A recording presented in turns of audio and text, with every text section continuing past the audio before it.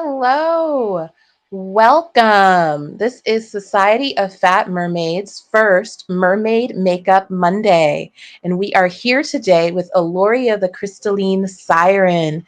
Yl'luria will be giving all of us so many wonderful makeup tips and tricks, and will be here to just help folks like me who can only kind of do lip gloss, mascara, and blush to get perfected mermaid makeup looks. Anytime you see me all glammed up, chances are someone else did that for me.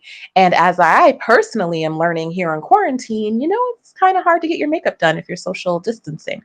So I know lots of folks are out trying to increase their skills and increase their sense of connectivity here during this time of distance. And during one of our bi-weekly Sunday crafternoon events, someone asked us to do makeup lessons. And so here we are. Yl'luria, I had the pleasure of meeting at Mermagicon, but she is honestly one of the first fat mermaids I discovered on Instagram. And I think we all have the, experience of finding for the first time a mermaid that just resonates with us. And Yl'luria was one of the first that I found right when I started Society of Fat Mermaids. Oh, by the way, I am Ché Monique. Always need to remember to introduce myself. Um, but yes, after following Yl'luria online, I got the pleasure of meeting her in person this February at Mermagicon. Yl'luria is just phenomenal with both mermaid and special effects makeup. And as soon as it was suggested that we do a makeup lesson, I was like, I know the right fish for that.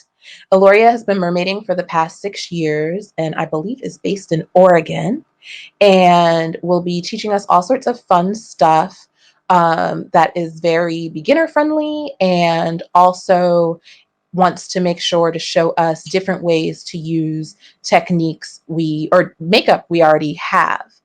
There is a little handout you can use to follow along, and the link to that is in our Facebook event invite.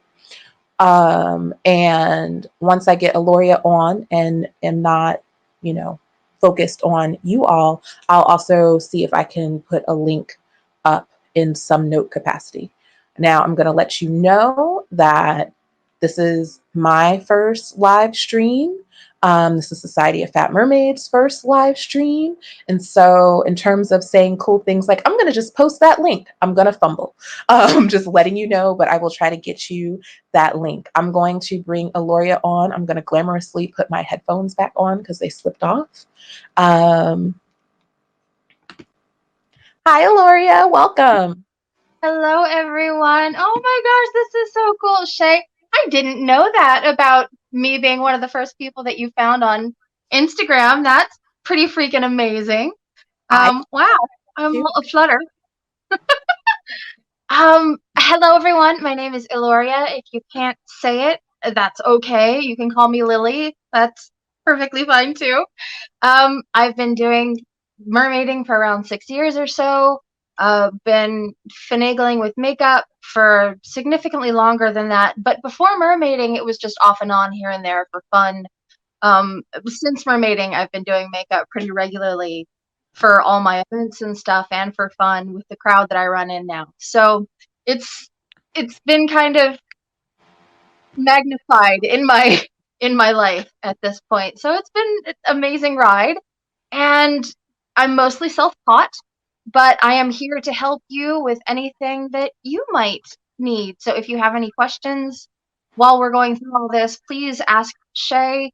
Ping us, let us know, because this is all about helping you and not just me talking endlessly. Yes. So, So yeah, any questions you have, just type it in the comments. My head will disappear soon, so we can really focus on Yl'luria. But I will be monitoring comments and I will have a disembodied voice occasionally chiming in with any questions you all have. And I am currently looking for that link for you guys. Is there anything else we need to talk about before I let y'all get started?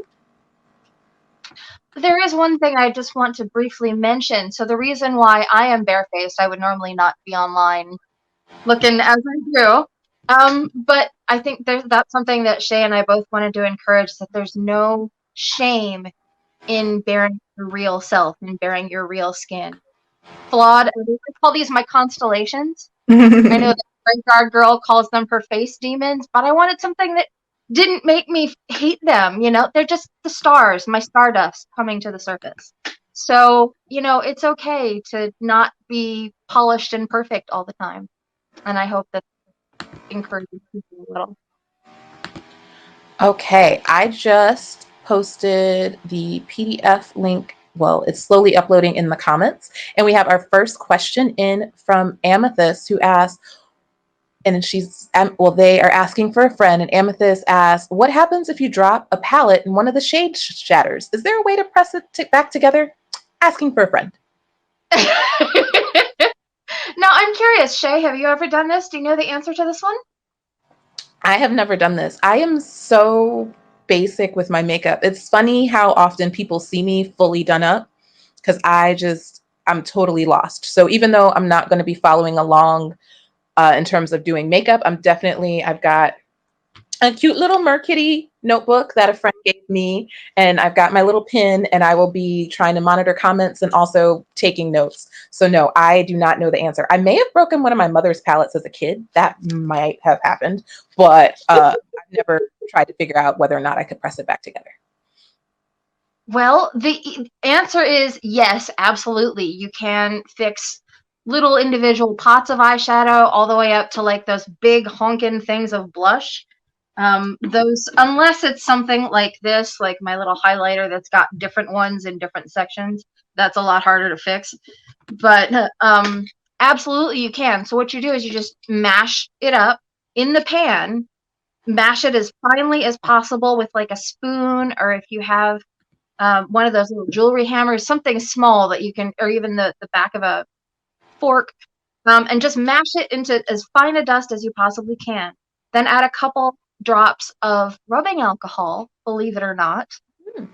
You just reconstitute that booger slowly and gradually until it becomes more like a solid. You're not going to get it completely dry at this stage, but then you just let it sit overnight. Once you get it looking the way you want it to, nice flat surface, you want to press it down so it's nice and pressed in the pan and is less likely to break again. And then you let it sit for 24 hours in the pan undisturbed, and it will be the eyeshadow or blush that you know and love.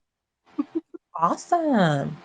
Awesome, awesome, awesome. So I figured out how to get both of those links in the comments. Super proud of myself. Also, friends, when you post your comments, if you wouldn't mind posting your pronouns with them, and if your name is not one that might be conventionally easy to read, maybe a pronunciation. Otherwise, I'll just say someone asks, so I don't butcher your name. But if you do include your pronouns, Yl'luria and I are both she, her.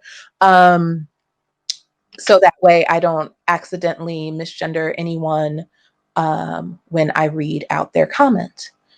All right, I am going to take myself out of the picture so Yl'luria can lead us to Makeup Glory. Oh, okay. Hey, everybody. So I have to keep in mind for myself, this is reversed for me. So when I raise my left hand, it shows up on the right. So if I get a direction wrong or something, please let me know in the comments. I don't want to ignore anything. So what we're going to start with first, if you have blemishes, like myself, before primer and all that good stuff, if you don't worry about this step, no problem. We're going to take a little bit of one of my favorite new tricks.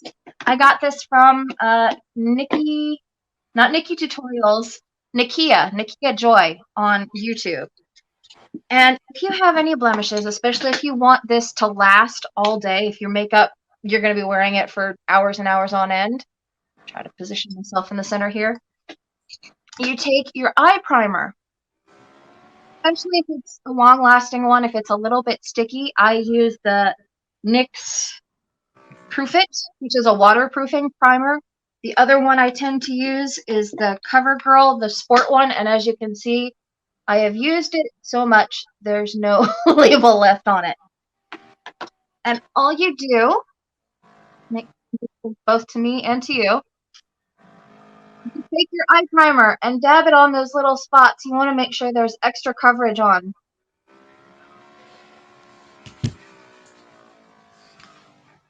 Skin. I tried one of those. Has anybody tried those makeup erasers? They're so soft and so wonderful, but apparently my skin doesn't like being rubbed, so it erupted into pepperoni pizza. Makeup erasers are amazing, though. They're these little towels that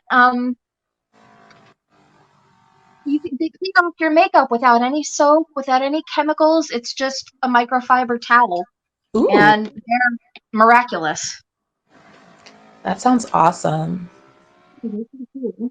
There's some pretty amazing things that folks can do with microfiber. Mm-hmm.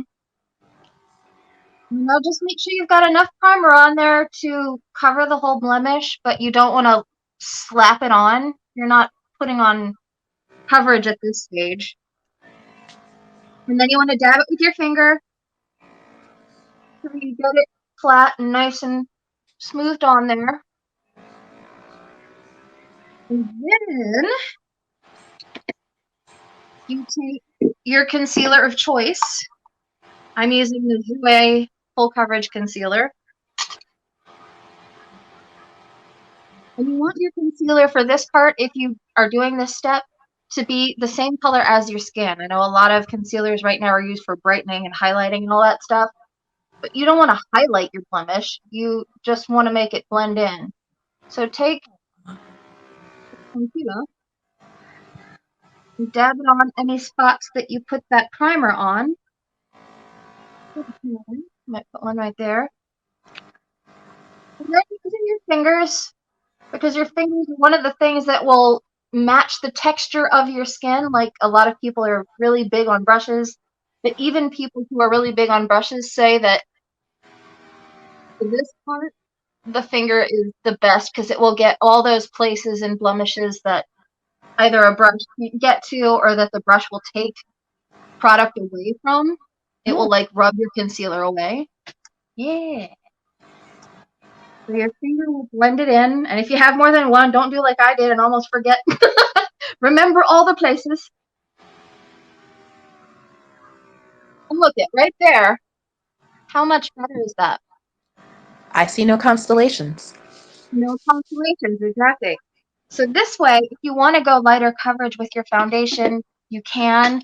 I am personally a full coverage girl. We'll get to that in a second. But but it's just a quick, easy way to get rid of your constellations. I'm going to move my phone here a little bit so it's not quite in front of the light as it is. Now we're going to take our primer, and I have got the No Problem Prime Essence, what I'm using. There we go. And shade you use primer? I am literally lip gloss. No, I don't even own foundation. It's really bad, personally. No, I'm jealous. I wish I didn't have to. I need to. I really need to be here right now. You know, I'm like, hey, let's have this class for people. It's me. I'm people. For fishes, it's me. I'm fishes. I believe you know AJ Dean. AJ is saying, hi, Yl'luria. I found you. Hey, AJ, what's up?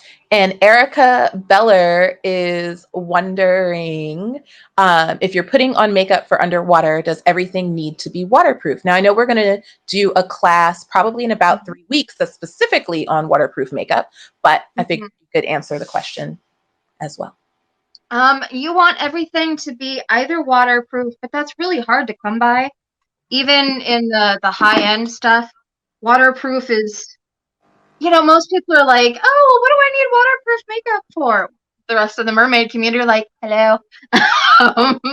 But I would suggest either waterproof or long wear. Woo! Anything that says 24-hour, 18-hour, the longer the wear, the more it's meant to stick on your face, and it will help other things stick on your face. So that's what you're going for with your primers and your foundations and all your makeup if you're working for underwater. And what I just did with my primer, I put on a little too much. I keep forgetting how liquidy this stuff is. It's been a while. Haven't needed to go outside for a bit. But this is very, very runny stuff. And with primer, no matter what texture it is, you want to concentrate it. This is a pore blurring primer. You want to concentrate it where you need it. You don't want a ton on because otherwise your foundation will just slip right off.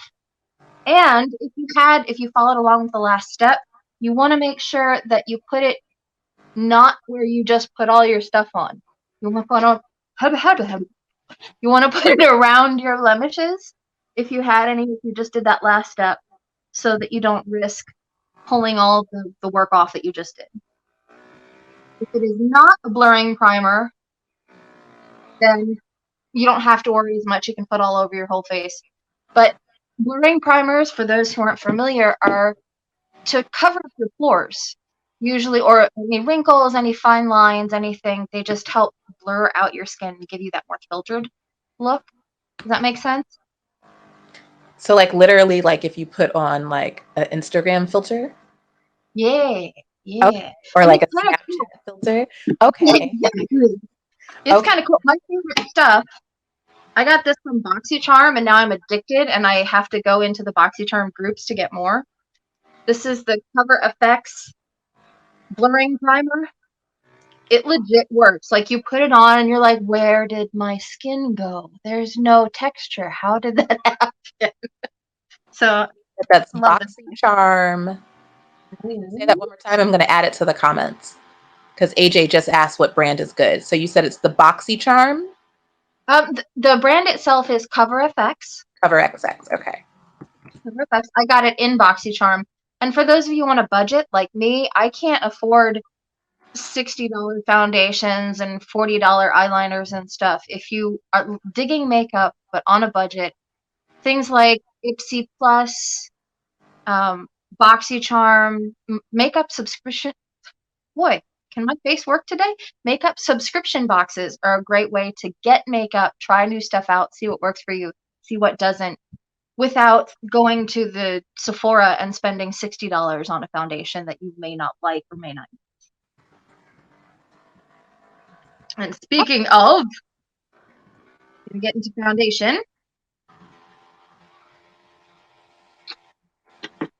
No matter what you're using, shake. Make sure you have your dampened beauty sponge. Now, does everybody use sponges? Is anybody not familiar with these babies? I've never touched one. They look really cool in the store though. So let's just assume I'm glad I'm the person like hosting this because my 6-year-old niece probably knows more about makeup than I do. And so I think that's a good like introductory to everything level of understanding. So yes, they look really cool in the store. I always want to play with them, but have I ever put one on my face? No. Kelly Kane is like me. So all right. So they come in all different shapes and sizes. This is an original beauty blender that I have had and should probably be thrown away at this point. Undampened, small and cute. And now it's clean, but from years of foundation use, it's my color. They come in pink, and that's what they say anyway, but I disbelieve. There's ones like this, and again, it's been bashed up in travel. It's very clean, but he's a little careworn. This is from Eco Tools, and as you can see, he's got little ridges so that you can get in all the nooks and crannies. So there's a ton of different ones out there. The Beauty Blender is about $20 if you're high end and want to go that way. This is another good one, Real Techniques sponge, and it's got a flat surface for you to do your flat sections with. Elf just came out with one, and I freaking love it. It's super adorable. Or no, not Elf, Wet n Wild. It has a little bunny, and it's got the Wet n Wild thing, and it gets right up in the corners. So that's what I'm using today. And Elizabeth wants to know if you can use brushes if you don't have a sponge. Absolutely. Absolutely. There's all kinds of cool brushes. And foundation brushes come in different types. You can get big, thick, fat ones that you can dab on. like that. There are some that you can paint on. I'm going into my giant brush collection here. Here's one. You can use, that's a little flip. You can use them to paint on. Use whatever's good for you. Some people like brushes, some people like sponges. I personally like sponges because that way I can make extra sure that I don't miss anything, because I'm visually impaired and I'm afraid that there's like a little streak or something that I might miss. So yeah, use whatever's comfortable for you. Okay, now Jade just asked what to do if you have rosacea, like really rosy sun damaged cheeks. Would the techniques you demonstrated earlier be appropriate for that? You can do that. There's also something called color correction, and basically you take whatever color you have. So if you've got rosacea, you have red coloring in parts of your face. You take a green color corrector. Sometimes there are green primers that help with that as well, and dab that on whatever section is in need. And that's after your primer. So you prime and then color correct and then put your foundation. And you don't want a ton on. You're not trying to cover like with concealer. You're trying to neutralize that color so that once you put your foundation on, that covers and goes away instead of concealer. Awesome. So I've got my little dampened sponge here, and I'm weird.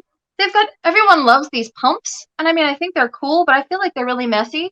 So I just, right on my face, one pump each, and then just go to town. You want to make sure you're spreading it out as you blend. And that's something else I love about sponges. They are wicked fast. Ah.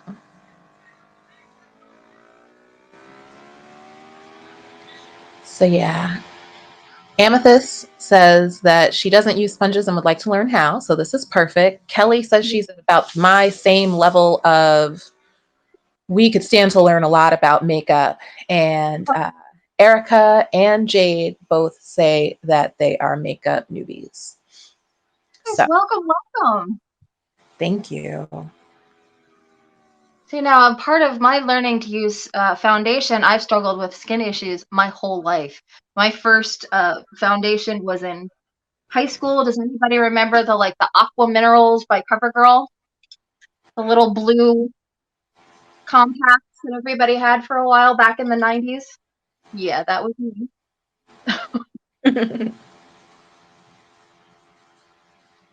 If I didn't have to wear foundation, I don't think I would. Just because, what mermaid doesn't want to be natural and beautiful? But I mean, sometimes you want to go full glam, and that's good too.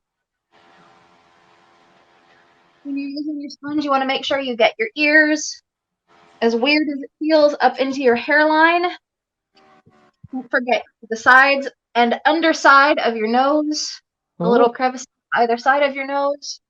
You want to get your chin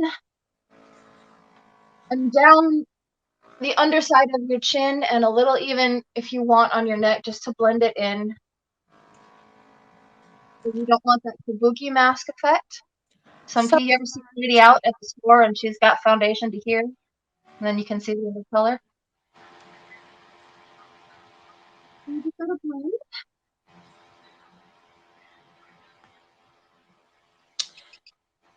AJ says we also have, oh, I'm sorry.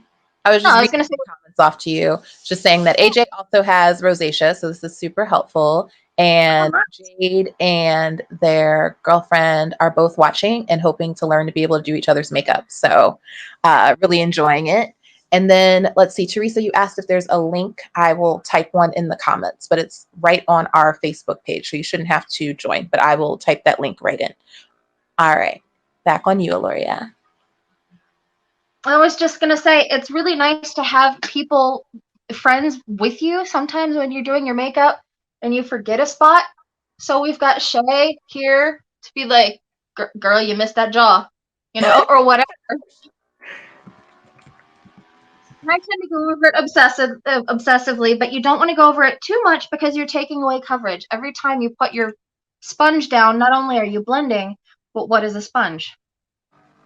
So you just want to be sure that you're thorough, but not sucking up all your foundation in the process. And this is what I love about makeup. You guys saw me at the beginning. Yeah. Not a blemish in sight. Yeah, not a blemish in sight. And like I said, there's nothing wrong with rocking a blemish. Perfectly okay to have it. I go out grocery shopping with it. Like, if you don't like my skin, look elsewhere. But when you want a change, it's nice to have. Yeah. All right, next we're going to go with concealer. Who do we have that's painting along? Do we have anybody else who's painting along in the comments? Let's give folks a second to catch up because I know there's a slight delay from like when you ask and they can type in. But Erica says that they did black eyeliner and lip gloss for years and need some new skills. That's basically where I am. I'm like lip gloss, mascara, and blush. Erica also says your skin looks amazing. Aw, thank you. So I do something a little weird. So I double up in concealer, and I'm not gonna try to go not. Can I talk, please? I'm trying not to go full on mega glam, but there are ways that you can help out. Like if you've got luggage under your eyes and you really need to cover, you can take your chosen concealer and dab it in. And you do not have to use this much. I use it as a way of contouring and reshaping the face. So see how I've made it little triangles under the cheeks? You highlight the parts that you want to stand out and you shadow the parts that you want to bring back. So I want to emphasize the cheeks and the eyes in the center of my face. And so I'll put little bits of highlight there. Put a little on my forehead. And because I have such a prominent nose, look at that honker, I like to put a little highlight just down the center, but not on the tip. That way it brings the center part up and out and makes my nose look a little more even and not as beaky. Hmm. And I'm gonna let that concealer sit on my cheeks and just let it hang out for a bit. Some concealers dry faster than others, like the e.l.f. concealer is known for drying really freaking fast, the 16-hour wear. Some give you more playtime, so just experiment.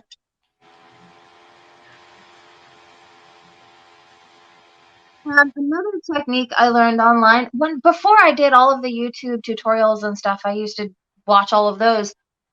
I always used my hands for everything. I put on my foundation, I like my eyeshadow, everything was all with my.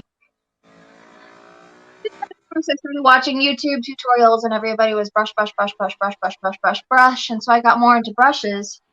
But then I found out that the best way to hide bags under your eyes is the thing I've been doing all along. Your fingers are the best thing. Concealer in there. That's good to know. Caitlin's following along with you, and I think Kelly is not able to follow along because Kelly is taking notes. Welcome. Hi, Kelly. It's going too fast to take notes. So I letting everybody know that we will be posting the link to the replay. I am going to just restate this is our first live stream. I'm actually really happy that we've got such a engaged audience. But on the tech side, we're kind of fumbling through just a little bit. So I can't tell you when we're going to post that link, but as soon as we're able to, we'll get that up and back out to you all.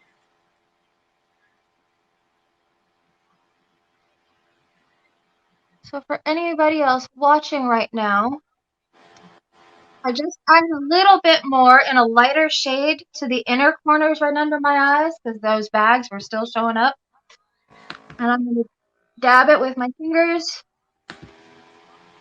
Something important to remember with your eyes is that you don't want to drag You want to drag on them as little as possible. I mean, sometimes you have to blend, but you want to pat as much as you can instead of pull, because that gives you wrinkle bibbles. Oh. A lot of people pull on their eyelids. We'll talk about this when we get to that step, but to do eyeliner, and that's also not good for your eye bones.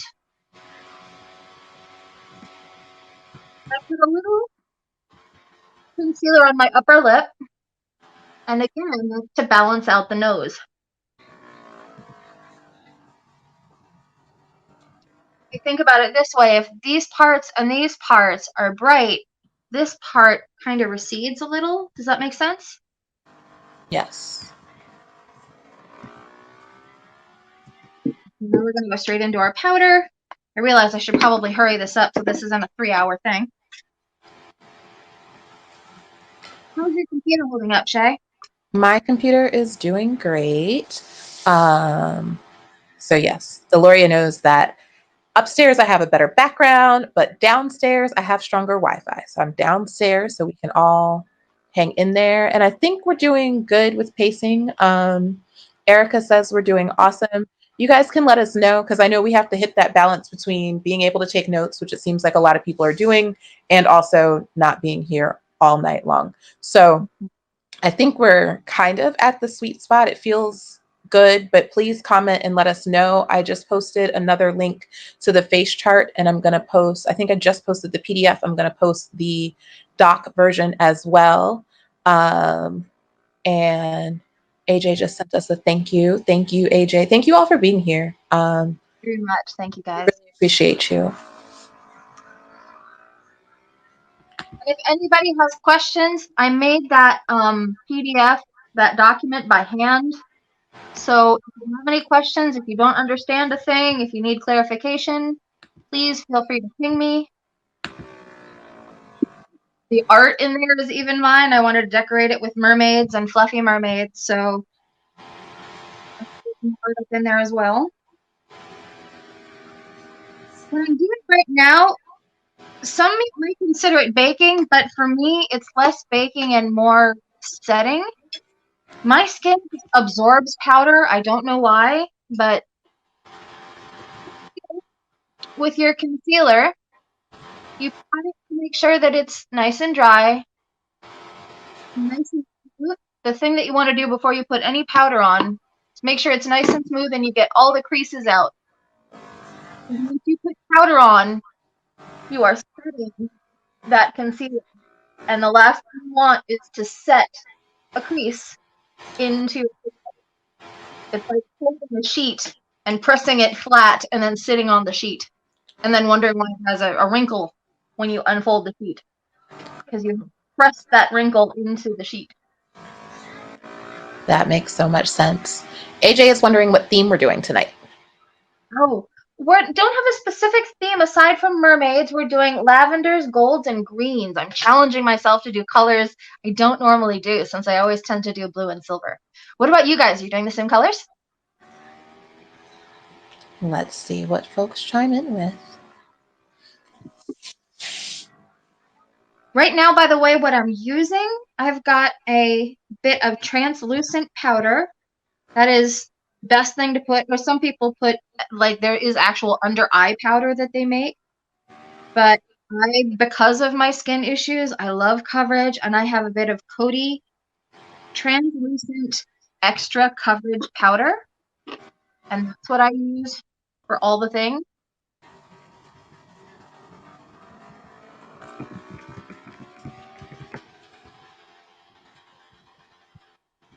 Another good powder if you want to set your face and not break the bank. All the YouTubers absolutely love Maybelline Fit Me powder. Maybelline what? Maybelline Fit Me powder is supposed to be really finely milled. It comes in a bunch of different shades. This is only one shade, but Fit Me has a bunch of different ones. For some reason, every time you say the actual name of the powder, I get Maybelline and powder, and then you drop out. Can you spell it for me? I'm trying to type it in the notes. Sure. Maybelline FIT, like the Fashion Institute of Technology. Me. Fit me. Fit me. Haha. Got it.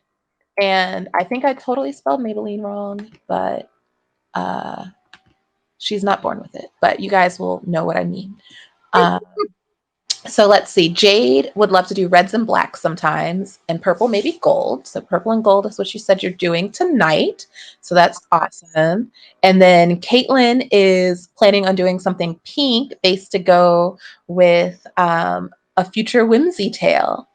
And I'm guessing Cheryl is Caitlin's girlfriend. I'm guessing. No, Jade's girlfriend, right? Jade and their girlfriend are on together, and says that I promised to try some beautiful makeup on you, babe, which is so cute. And then Erica likes grays and purples and then black for liner and mascara. Nice. Love that. So for anybody curious, if you can't see the screen too well or if I'm covering it up, I'm using my beauty sponge to put on my powder. Most powders also come with a sponge of their own, also perfectly good. You can use a brush, and I'll be using one of those in a second to dust away any excess. But because of the skin issues, I also love a bit of powder because with the concealer, the foundation, the liquid products, and then you put powder on top, you are literally resurfacing your skin. Awesome. As silly as it sounds, it's like spackle. you I lay down the I'm like, oh yeah, like if you're like fixing a hole in your wall or something. I love no, it. exactly. And you want to press if you do powder. Some people like Raw Beauty Christie. I don't know if you guys know her on YouTube. She doesn't hardly do powder at all. If you've got dry skin, if you've got more mature skin, some people aren't into powder, and that is perfectly okay. Same with foundation. You don't have to do powder or foundation or any of these steps to be freaking stunning. True that. You said Raw Beauty Christie? Mm-hmm. Cool. And there's another YouTuber that doesn't do foundation, and she's oh, I can't think of her name, but I'm sure as soon as we turn this off, I will, and I will link you as soon as I remember her name. But this is what I'm using for powder. For the air spun. And this is my go-to. It just creates a nice bit of coverage without being too much. And then I take a big old floofy brush, one of my mermaid brushes here, and just dust away any excess. We don't want it to look like we've been playing in the snow. The snow, that's so sweet. Oh, go ahead. No, please. I was going to say, Cheryl says that you make putting on makeup so flawless, which I felt like went right in with you going, I'm just playing in the snow. Oh, thank you. And Grace calls her makeup her spackle, and Alicia is a fan of the same powder. It's good stuff, and it's one of those tried and true classics. Another one that people really like is the RCMA no color powder, and I haven't bought that yet, but I've been wanting to for years. I just keep meaning to, and then going $12 for powder. I just don't know, but like it's a thing like this. It's this massive tub of powder. So it's probably Alicia asks if you have any advice for bronzer or bronzing. yes, absolutely. So we're literally just getting into that step. So way to go, Alicia, for timing. So here we go. So you can go high end for bronzer. You can go drugstore. I am a fish on a budget. So I have always initially gravitated toward bronzers that were drugstore, but highly recommended from the YouTube people. Wet Wild makes great bronzer. Rimmel makes waterproof bronzer.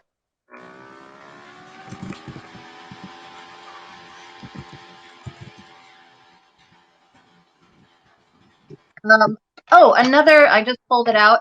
Another great primer if you're a mer on a budget. Oh my god, my makeup stuff is so dirty. I'm sorry, you guys. I can't like use it because it's filthy. Elf makes stuff called Poreless Putty Primer that people talk about being comparable to this stuff called Tatcha Silk Canvas, which is like $90 for a thing of primer. This stuff is like $6. You said it's comparable to a $90 primer and it costs $6. I Yep, like that price point better. Other options for bronzer, like I said, Rimmel has a waterproof one and is really good color. You have to choose what you want, whether it's bronzer or contour. If you want bronzer, you want a slightly goldeny, reddish brown color.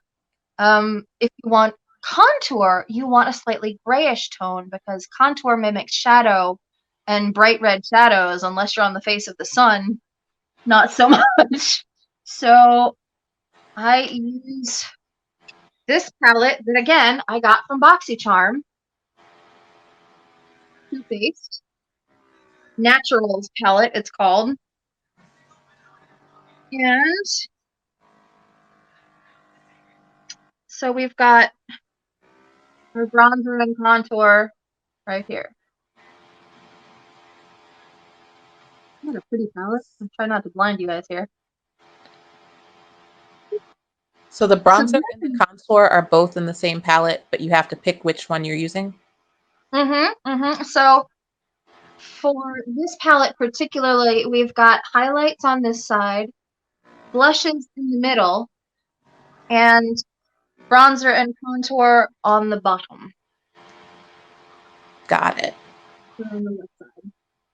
And the top one, I don't know if you can tell, but the top one is a matte, which means no shimmer, just flat color.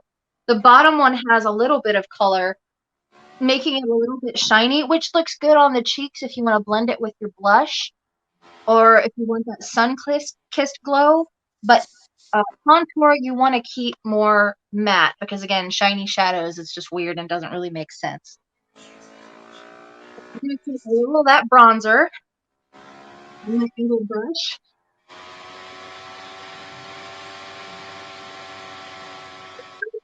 I forget how pigmented it is. I like to put bronzer kind of in the same places that I put contour, but in a more blown out. That helps you shape your face. If you have like for me, I have a long face, so I like to fill my cheeks a little bit, and because I'm a little fuller on the bottom half of my face than I'd like to be, I sort of reshape my face a little bit by putting it on my jaw, under my chin. If you do it on your chin, make sure to get a little bit on your neck, just again to continue that shadow. While we're doing this? Cheryl is wondering where to get e.l.f. Alicia and Grace said that it's at Target and Ulta. Is there anywhere else to get it that you're aware? e.l.f. is one of those, e.l.f. is one of those great places, brands that you can literally get anywhere. Target, Walmart, Walgreens. Okay.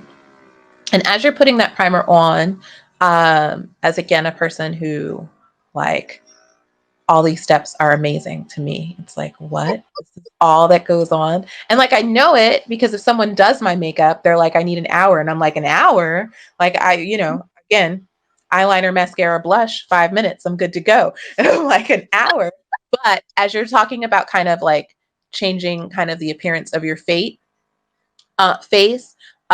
so break that down like I'm in kindergarten again as you're doing it. Okay, sure. One of the things that I like to do, especially for bronzer, you kind of want a fluffy brush so that it disperses the pigment out in a blown out way. This is something that I had to learn when a YouTuber finally said it. I was like, oh, that makes sense. I could never figure out what brushes to use. The more dispersed the bristles, more dispersed the color. The Okay. more packed the bristles, the more concentrated the color. So like this guy has just tons and tons and tons and tons of bristles. Here, haha, there's our little guy. So this guy has tons of bristles, very densely packed together, which means he'll dispense color that same way. This guy, Floofy, and he will blow out the color more. Oh.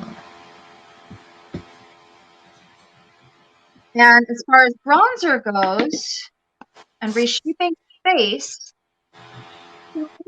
under my cheeks and back toward the ears, you don't just want to stop, you kind of want to put it back toward your hairline if you're doing your cheeks. For under the jaw, I put it underneath and back toward that like line where your neck meets your under chin. I also like to put a bit of it right behind the jawline so that you get a more pronounced jaw. Oh. Any drag queen will tell you have been in use for so long.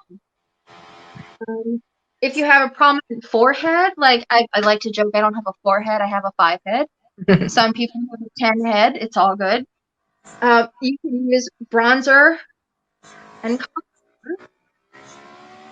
Turn that noggin a little bit. I hope you can see me okay. We You can always see you. want to put your bronzer on, again, into your hairline. I've seen even YouTubers do it where they stop right before, and then you get like the naked skin right in front of their hair, and it looks weird. Like the makeup equivalent of that wig line. Exactly. And I'm glad you mentioned that because I was going to say something about wigs later on.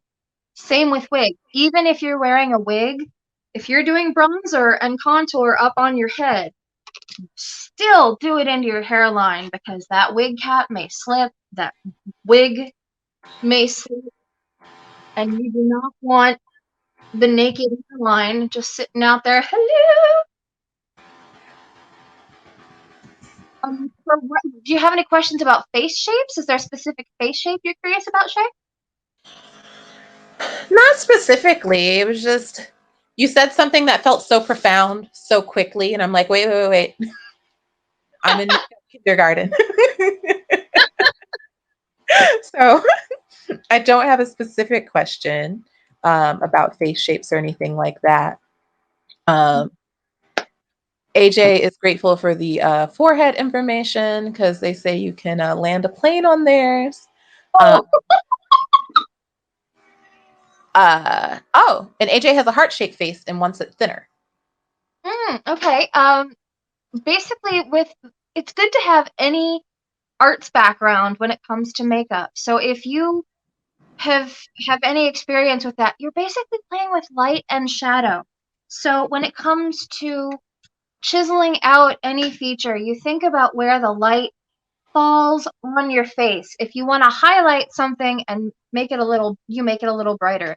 If you want something to recede, and which means go into the background or maybe seem a little smaller, a little less, you make it slightly darker. Now that's, we're not putting checkerboards on her face. You've got to blend, you've got to work with a little bit. But like for me, when I do my cheekbones, oh, here comes a great tip. Let me get some actual contour on here. Here comes another cover effects thing. So I'm going to start contouring. Contouring for me is a little more precise than bronzer. Bronzer often is just around the outsides of your face to give you that sun-kissed glow. Contour is like full on just chiseling out your features and changing the shape of your face. The compact I'm using, again, is Filthy because she goes with me on just about every trip I've ever been on. My Cover Effects palette got me from BoxyCharm, I'm telling you guys. They've changed a lot, though, so don't let me hype them up too much. I haven't gotten a palette in 3 months, so you may or may not like them at this point, but that's where I've gotten them in the past. So I take my little fat mermaid brush here. Is he not super cute? So cute. Looks like us. Right? And I got a full set of these. If anybody wants to get these, you can get them off of eBay and Rosegal and all kinds of places. But they come in different shapes. Got a little round one. This would be good for foundation because it's densely packed and flat. It's got that pointed kind of Brussels shape. Bristle. So these guys, I got off from Rosegal for like $4. So you can get them on eBay. You can get them all over the places. And this is like my go-to contour brush.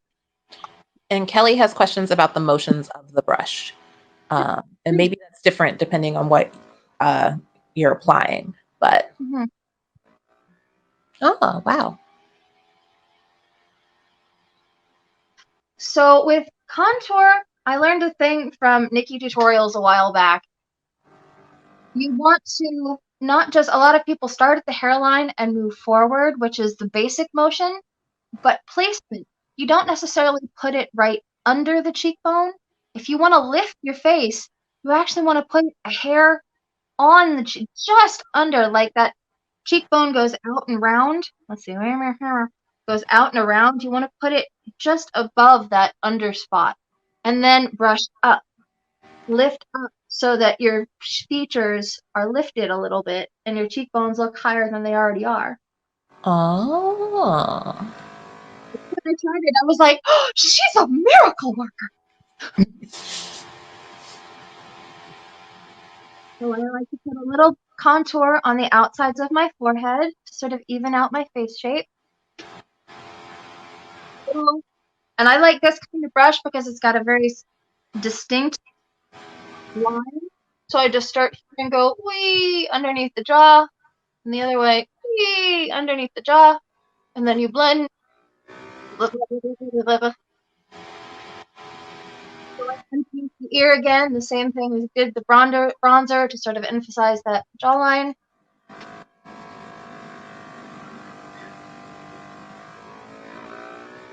And I've always tried to be really thorough with where I put the bronzer. I saw a videotape of myself from a great big performance. And as a performer, I look up and I'm singing, and there's this line. Like,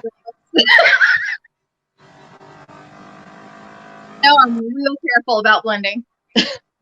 You know, it takes that one time and then you learn your lesson. And Erica are both saying they never knew how to use that brush. So thank you for showing folks what this strange little chubby mermaid brush is for, that big flat brush is for. You're welcome. AJ says, oh, my stars, to your story about your kind of makeup line. My debacle, yeah. Yes. Most people got it. You know, one little time and then we remember. So again, oh, go ahead. Oh, no. Go ahead. This is important. So again, here is my cheekbone is actually where it is. It's the little indentation. If you're fluffy around your face and you have a hard time finding where your cheekbones are, it's so cliche, but Grace commented earlier that's what she does to figure out what to do. So that's how you find the cheekbones, and then you go there, but just a hair above it, and I put my brush this way so that the long bristles are toward the back, and just, and then you blend upward so that your shading comes up.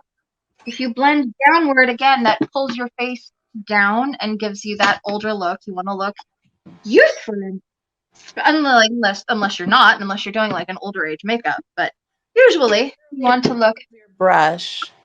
Okay. Wow. Okay. That's mind-blowing. That's really cool. I'm sorry, sir? I was just saying, literally, the stroke of your brush determines kind of like how youthful or not the look will be. Like you have to brush up to uplift. That's really cool. Folks are liking this. Lots of fans of the fish face. Cheryl is asking if the Bare Minerals is a product you'd recommend. You know, I haven't tried that, honestly, because I haven't been able to afford it, but I hear rave reviews about it. I hear people really, really like that stuff. I would love to try it. I've seen all the infomercials at like 3 in the morning since I was, what, like 13? That stuff has been around for a long time. I'd love to try it, but I've never given it a go. Same with, have you guys seen infomercials about the Luminous Air, the airbrush? Yeah, I've seen those infomercials. Ooh, I want to try those. That looks so cool. Okay, so one little thing I will also say before we end with the contouring stuff is when you're contouring your cheekbones, you don't want to come any further than the center of your eyeball.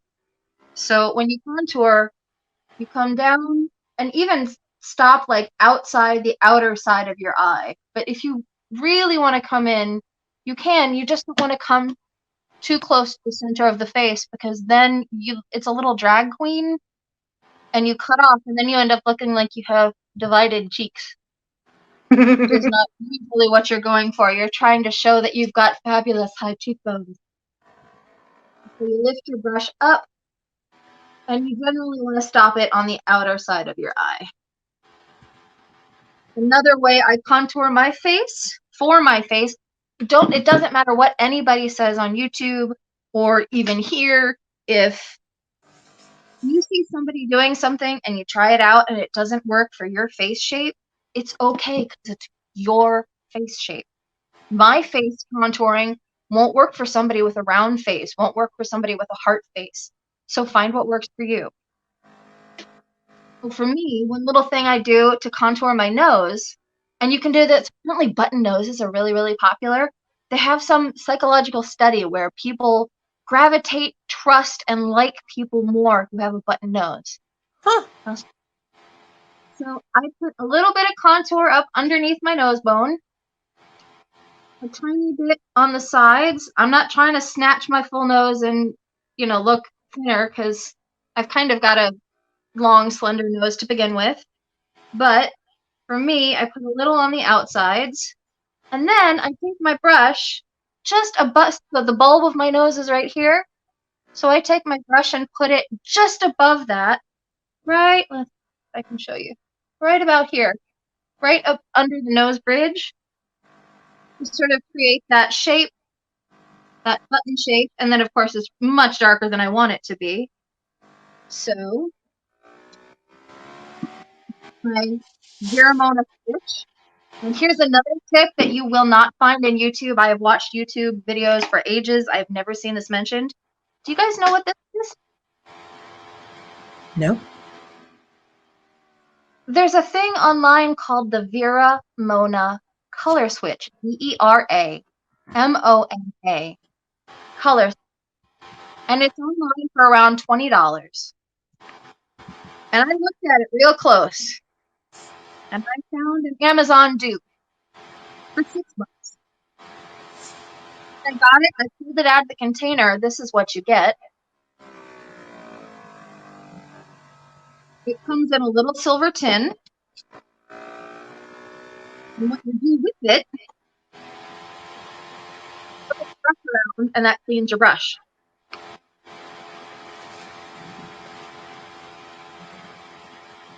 What I found out after getting it in the mail is that this is the exact same as this, which is theatrical makeup stippling sponge that you can get for 25 cents at any theatrical makeup place. Theatrical makeup stippling sponge. Literally the exact same material, and it comes in different densities. So the Veramona is a finer density. This is a wider density, but it will still do the exact same thing. Clean your brush. And you can get one in a bigger square for like $1. So I hope that helps some of you guys save a little coin. I think the beauty industry Jade said this is a super helpful tip. I keep waiting for beauty gurus to talk about it, but I think because they're sort of invested in people buying stuff, they don't really discuss hacks like that. Hashtag beauty on a budget. It's kind of my raison d'etre.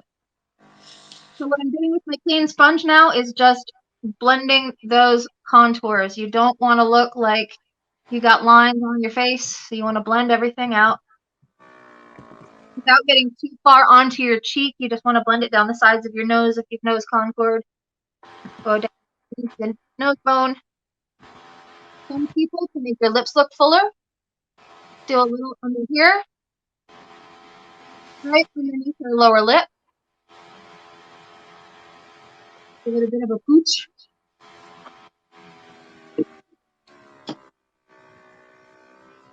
That's Do you have any more questions? yes.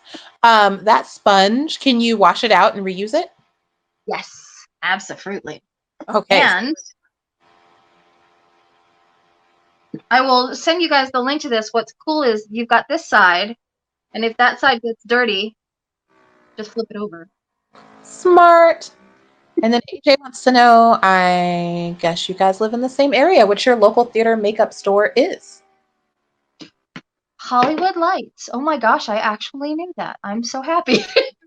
Yeah, and AJ is one of our PDX Dancing Witches, which is another group that I run in the area. Awesome, awesome. So closing my contour palette. Does anybody have more questions before we go on to the next thing? I think we're good. Caitlin and Alicia say they have potato faces. Oh, and then Alicia says that she loves or always wants to try the spray can when she sees it at Sephora.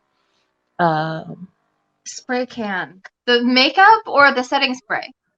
The one you were talking about, you saw the infomercials for? The makeup? Oh, yeah. Nice. And AJ and Alicia are saying thank you. So I think folks are feeling like they're getting the information they need. Okay. Another good thing, if you find you've done too much contour, too much bronzer, if you find your line is too harsh or you put it somewhere that you don't want it, you get your same sponge out that you were doing your foundation with and just dab. You don't want to drag, but you want to tap, and that will help any heavy-handedness, any whoopses, blend any lines. And then you get smoother edges. Next, we're going to go on to the eyes. I'm curious. I would love to know from our participants here. Do you do eyes or face first? All right. While we wait for them to let us know if they do eyes or face first, you already know. Eyes is about the most I ever do. I legit haven't purchased foundation since I was 16, I don't think. AJ does face first. Nice. I have always done the same. And what I'm doing right now is just taking that CoverGirl primer and putting a medium amount. You don't want a ton. You don't want a big gloopy mess. You just want to make it so it's nice and thin. Eye primer is good to help erase, especially if it's the colored stuff, to help remove any discoloration that your eyelids naturally have, the veininess, the purple, blue. And it also helps your makeup stick. YouTubers are going crazy, have been for like the last year, have been going crazy over the P. Louise base, but I am too poor to get that stuff, so I have not gotten it. It's like $30. What's your beauty on a budget version? My beauty on the budget version is this CoverGirl Eye Primer or the NYX Proof It, which will make any eyeshadow that you put over it waterproof. Oh. That's a big spoiler for next time we do this. Waterproofing eye primer. And you can use a brush. I use my fingers again so I can feel the texture and make sure it's gotten everywhere. I like this CoverGirl stuff because it makes your lids a little sticky, which is good for holding on your eyeshadow.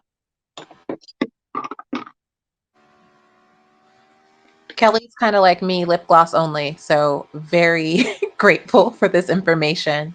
And Erica, Amethyst, and Caitlin are all also face before eyes people. Ooh, I see colors. Okay. So, gonna talk really quickly about stuff I'm using today, but also other recommendations. This is the Morphe Rainbow Palette. This came out last year for Pride, and proceeds go to the Matthew Shepard Fund. Awesome. Look at the colors! Yes. It's so beautiful. And there's another good palette from Morphe that is a great standard palette if you want kind of one and done kind of palette is the James Charles Artistry palette. They even just came out with minis now. I do have that palette, it's giant, but I had enough stuff out today and I figured you guys could just look it up if it was something that you were interested in. But we will be using the Morphe Rainbow palette today because it's got some great purples, it's got some great greens, it's got good transition colors and some good highlight colors. And yeah, it's just like who doesn't love a rainbow palette? So that's what we're using. Other things I wanted to make sure to recommend real quickly if you're a or a makeup artist on a budget. ColourPop is a wonderful option for makeup on a budget, especially right now. They have lately these little color themed palettes. I knew that I wanted blues. They came out with Blue Moon and all blues palette. Mm-hmm.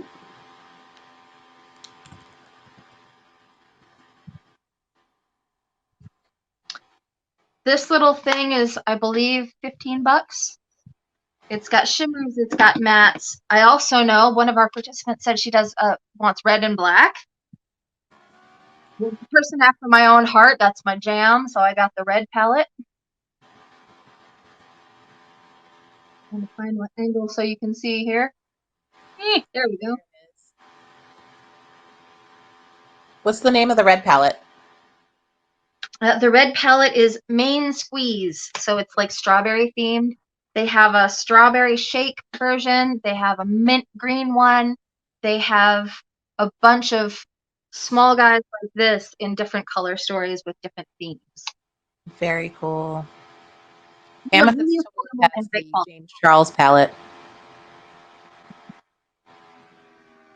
And Jade is very excited to see the reds because Jade is getting a red tail soon. Loves black and red. For years, I've been on a quest to get just a good red shadow. I'm a goth. You wouldn't know it most of the time to look at me, but super gothy girl, and I wanted to be able to bring that siren vibe into my makeup. Here's another one, me desperately trying to clean it off and just making it worse. NYX also has these little thing called Hot Pots, and that was like the first real red. I kept finding a lot of orangey reds, a lot of browns, a lot of terracotta, but dude, finding an actual full-on red shadow is really hard, which was one of my big sells about the James Charles palette. When he opened it up and I saw that there was a God's Honest red, I'm like, all right, that's it. Getting it. You sold me. Everything else I need plus red, we're good. That's cool. This is the My Little Pony set by ColourPop.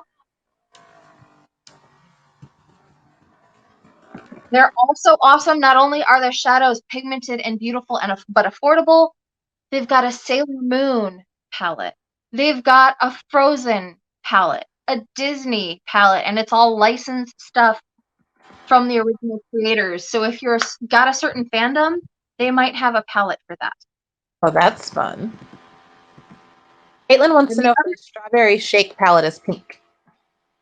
It looks like it. It looks like a nice combination from what I've seen online. That's another one of theirs I've been toying with getting.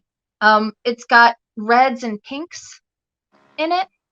It's less just red and more like pink and red. This is another palette that I absolutely love. That's sort of a one and done for me. This is the SofM Spice palette. She came out with one that was more neutrals. But this is, again, like everything you could possibly need, maybe except for blues. But this has a true red, this has a silver, and the colors are gorgeous. And what brand is that again?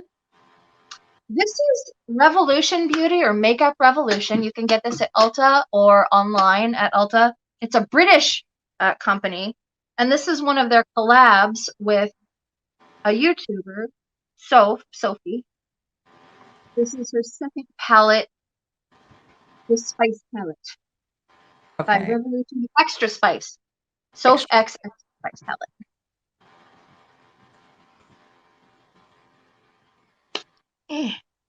So those are the ones that I wanted to really let folks know about. Now let's get into putting this on our eyes. We're going to do like a really simple look because, again, we don't want to be here for 4 hours. But do not. Make sure your brushes are clean, by the way, guys. I am really bad about cleaning my brushes, and I think a lot of people who do makeup frequently are, because it's a chore. You got these little tiny brushes and it just takes forever. But a little Castile soap, I hear, is really good for it. There's a lot of brush cleaners. You can also use rubbing alcohol. I just found out a little rubbing alcohol in a mug and just swish your brush around, and apparently that's amazing. So that's my next try. I'll be doing that probably after I do this. Yeah. What shall we make our base, you guys? You tell me. Shall we make purple our base in the crease, or shall we make it green? Ooh. All right. Purple and green. Choose. I don't know why green excites me. I guess because we've been talking all day about purple and gold. So now I'm like, ooh, green. Like, so to me, it's a novel color because I just wasn't anticipating you saying that. So we'll pause for a minute. Let us know. AJ says green. Let's get at least 4 in. Grace says green. All right. Let's get 2 more votes. Kelly says green. All right. Okay. I Sounds guess like it's gonna be green. unless people All want to right. start typing purple really quickly. Oh, Cheryl says purple. My initial thought was, so there's this sort of light, beautiful purple right here in the palette. And my first thought when I was planning out this look was this on the crease and the outer eye, and then a dash of gold on the inner lid, and then the green on the lower lid. Ooh. Jade has also chimed in with purple. Caitlin's saying green. All right, so the greens have All gotten right, we'll do green. We'll do green, and then so y'all hurt me. All right, so we're gonna take a little of this bottom corner. It's kind of like a pea green. Just take a touch of it. And as you can see, I've barely touched this palette. So today we're gonna find out how pigmented these are. Exploring together. And I've got a somewhat fluffy flat brush. The bristles are dispersed pretty well. there it is. There it is. Yeah. Perfect. So he's kind of rounded and floofy on top, but he's also not a fully round brush. He's got that angle look. And I am going to very gently try to put this just above my crease, not in it. Just, you can see where my eyelid has that crevice, that indentation. We're putting it right there on that indentation, but not so much on the lid. The beauty gurus say, and I don't know if this is true or not, but they say that the further out you hold your brush, so the closer in you are, the more pressure and control you have. The more further back you hold your brush, the looser and less intense your color will be. I put it somewhere in the middle because I don't see very well. I like to be able to feel where my brush is going. I like to be able to have that little bit of control. And I'm just using baby windshield wiper motions, focusing the color toward the outside of my eye, the outer corner, right on that brow bone. Do you want me to bring you in closer? Hello. Oh, that's great.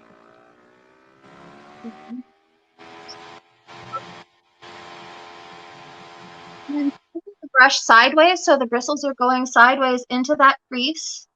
And just gently Starting inside the crease and moving up just a little bit and blending out and getting really light pressure and building out. Like pea soup up in there. What was that last thing you said? That's like pea soup, that color. Oh, it is like pea soup green. Yeah, I love pea soup. So this works for me. Now I'm hungry. Split pea soup is my jam. That stuff is good. Same. Right. So we've got a little bit, and what we're doing is just blending that under the brow bone and focusing it outside on the outer V. So that most of your color is out here. You can do the same thing on the other side. While you're moving to the other side, Erica asked if you have any tricks for small eyes and lids. Should you use a smaller brush? Definitely use a smaller brush. Definitely use ones like, let's see if I can find a good example. Perfect example. So this guy, he's kind of Can you bring it more on the towards smaller side. your opposite side? We didn't see him. There we That go. side. Yep. Perfect. So see, he's kind of smallish. You might prefer to use this brush rather than this guy, this big old mamma jamma, Oh yeah, which that's he's good for blowing stuff out, but let's see, here we go. But he probably wouldn't work for you. You'd put him down once and just on your whole eye, and that's probably not what you're going for. Nikki Tutorials actually has really small eyes, so if you have smaller eyes, her stuff might be a good place to watch. She talks about tips and tricks for smaller eyes. That's Nikki Tutorials. Nikki Tutorials, Nikkie Tutorials. And she tends to put her shadows above the crease, and this is also good if you have hooded eyes as well. If you put your colors more above the crease instead of on it, it lifts the eye and makes the eye appear a little larger. And that way, when you open your eye, you still see the color. Oh. Erica says thank you.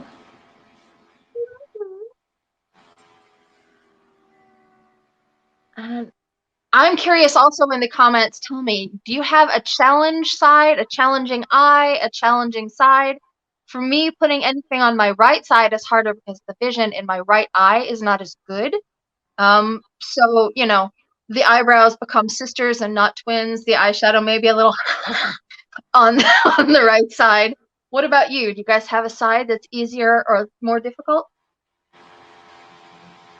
I'm left-handed, so for me, definitely my left side is easier. I did, do my full, eyeliner, mascara, and lip gloss for you all. And so I even caught myself, especially doing that right bottom lid. It was just like, it's awkward for me. AJ says that their right side is more challenging. Grace uses eyeshadow crowns on her oily Asian eyes. Love that. So here's another question for those of you, regardless of what hand you use. Do you cross over? I see so many YouTubers when they go to their non-dominant side, just do it with that hand. I can't do that. I change hands and put the eyeshadow on that side. Huh. No, I totally cross over. I can't imagine. I don't have the dexterity or fine motor skills on my right hand to do makeup, especially since makeup's something that's like challenging for me anyway. I can't imagine doing that with my right hand. Like, I know I've been joking that I'm in kindergarten with my makeup skills, but I think if I tried with my non-dominant hand, I would definitely look like I was in kindergarten. Caitlin is also struggles with the left side, probably because Caitlin's right-handed. Elizabeth is a lefty, so the right side is tough. And Amethyst finds the right side easier because that's the side where she can't see. So she can't see the utensils coming at her, which I get because I totally have been known to duck a brush sometimes. And it's like, what is this thing coming to my eyes? Elizabeth with me, if Elizabeth changed hands, they would have toddler makeup. Yeah, Caitlin says the same thing. It would be a whole mess if it was a switch hand. So you are like makeup ambidextrous, and so we're all incredibly impressed right now. Erica uses just the right hand for eyeshadow, but switches hands for mascara. I definitely could not do that with mascara because mascara is the one where I duck and I'm like, there's a thing in my eye. So you're I asking great love questions, Yl'luria. Like, Thank you. It's the little things that occur to me at night, 3 in the morning. I wonder how did they.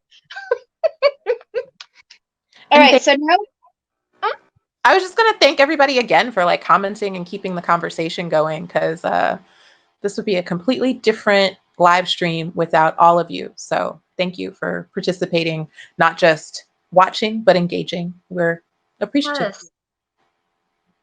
AJ Yeah. crosses over as well. See, to me, I don't know if it's because I'm a bigger girl and like my parts get in the way. I feel like I have to go, and then I'm all contorted and weird and I can't handle it. Oh, you're giving me yoga class flashbacks. Ugh.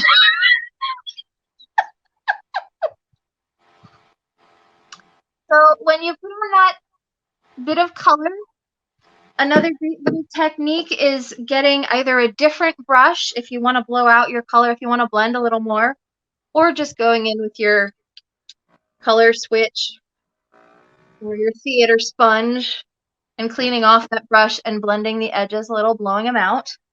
I'm going to go in with a slightly darker green so that we don't stick to pea soup. Ooh, and okay, so I'm going to go with, there we go, this beautiful green right here. Ooh. Use that dark green. And we're not going to worry about cut creases or any of that stuff tonight. We're not going to deal with that. I'm using the exact same brush. I'm kind of notorious for just finding a brush I like for a certain look and just sticking with it. Keeping it sideways and dabbing it on the outer corner of the eye, right in that outer V. That's another question for you guys. I call it the outer corner, but one of my favorite YouTubers, Zabrina, not Sabrina, but Z with a Z, Zabrina, she calls it the outer V, and that always twitches me out. But I'm like, it's on its side. It's not a V. It's a drunken V. It's passed out. It needs to go home. That's like the carrot bracket. Yes, exactly. So what I'm doing now is just dabbing it on my eye and then blending it slightly in toward the inner half of the eye, underneath that first bit of green, so that we get a nice little gradient. And focusing it out on the outer corner like that. Ooh. That way you don't cover up the work that you just did with that green, and it's not just one tone, it's a little more blended. And then you use windshield wiper motions from the outer to the inner corner in the socket. This is where we're going straight up in that socket and pressing with the brush sideways again in that socket and helping disperse that color a little bit. And windshield wiper motions. And then like kabam. We're done with that green.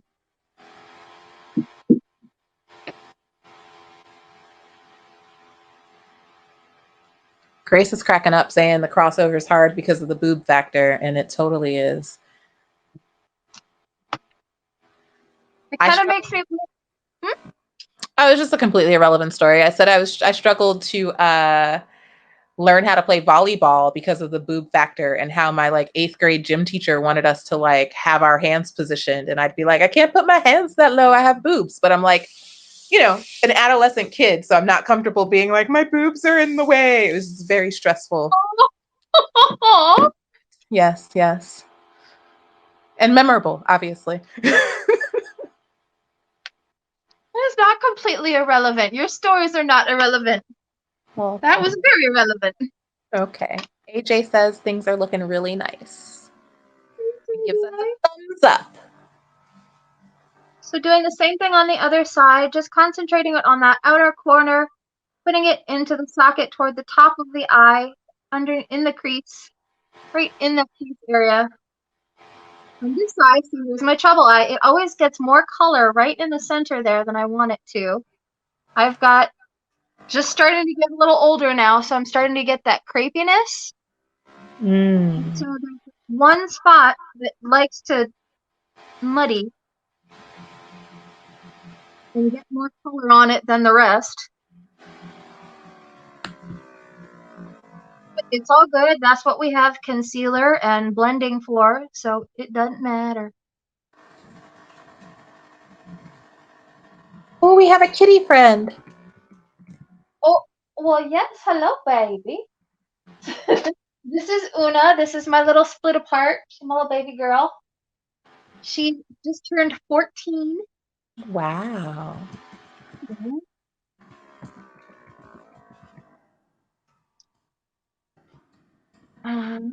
She likes to be wherever I am, so she's probably been searching this whole time to find ways to get in and hang out with mom. We're just taking that green underneath that other green and getting in that crease. It doesn't matter too much if your lid is looking a little messy. That's okay. We're going to cover it up. Like I said, we're not doing a full-on cut crease, but we have ways.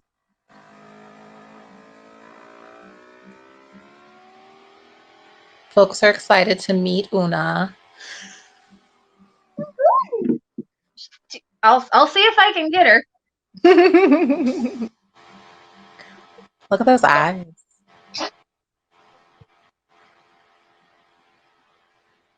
She's holding on to that cover like, no, Mama, what you doing?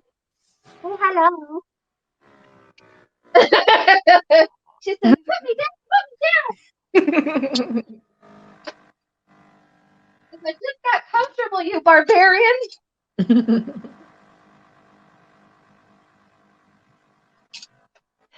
Feel a little silly sitting all here in front of my couch with a desk chair, but I tried to do this with my table in front of my couch, and it was like a little kid at the bank. I want $2 on the lollipop, please.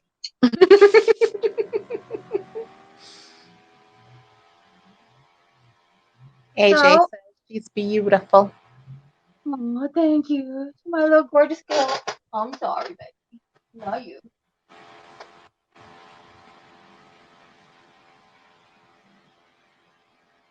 All right. So this eye is, as usual, my problem child, but it's all good because we're about to make some shiny. So we've got some gold. And most people in makeup will tell you brushes are just fine for thinner colors, for shiny colors, but nothing beats the finger. The finger will disperse the most concentrated, awesome color on your lid. So we're going to take our index finger, assuming they're clean, make sure your hands are clean. Everybody's hands are cleaner than they've ever been with this coronavirus thing. Right?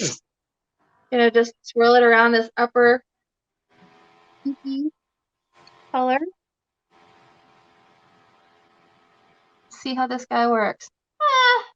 The color payoff on that one is not too fabulous. I have an idea. Okay. This is a great example of when stuff doesn't quite work the way you want it to.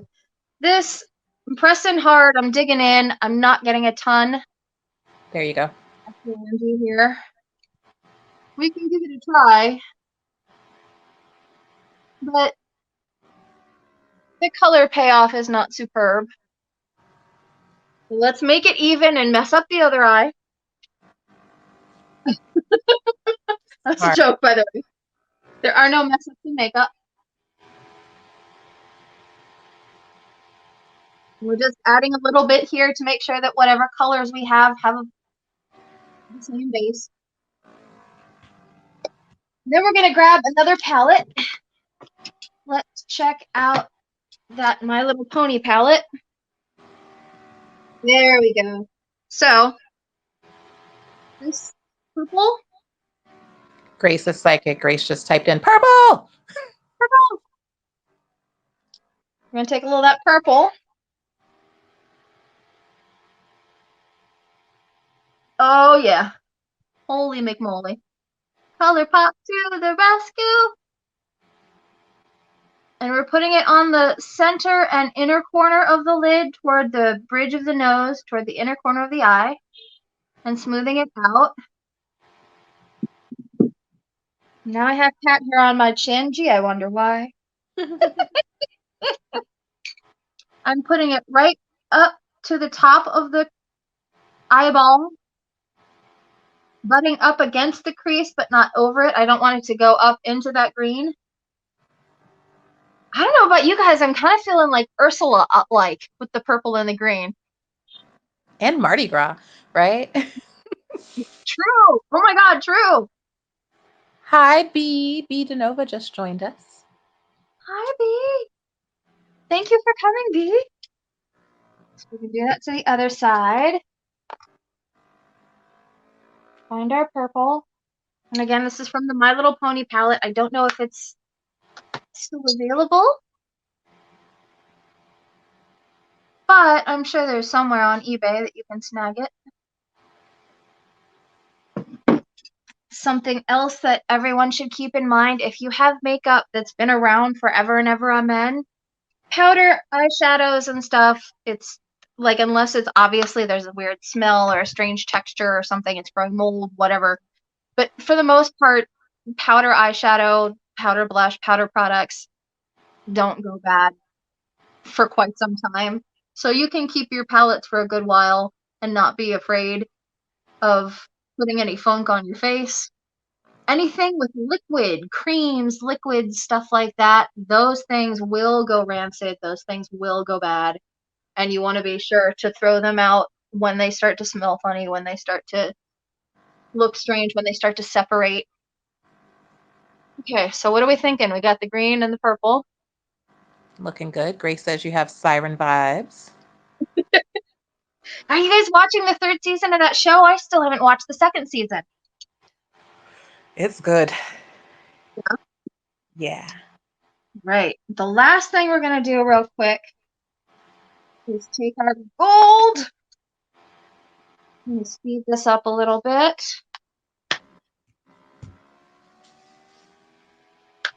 Looking for my gold. Looking for my gold. AJ gave you fire emojis. Woohoo! So we're taking that rainbow palette again, and we're going to hope that our gold is better. Got this guy here. Going to take a different phalange I and love hope that. it doesn't stink. I just You said like the phalanges? phalange.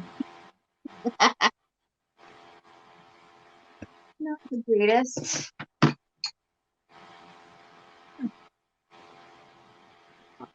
Gold.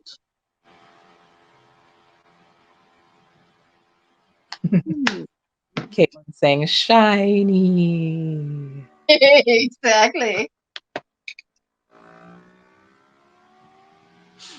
Caitlin has 14 shades of pink. I'm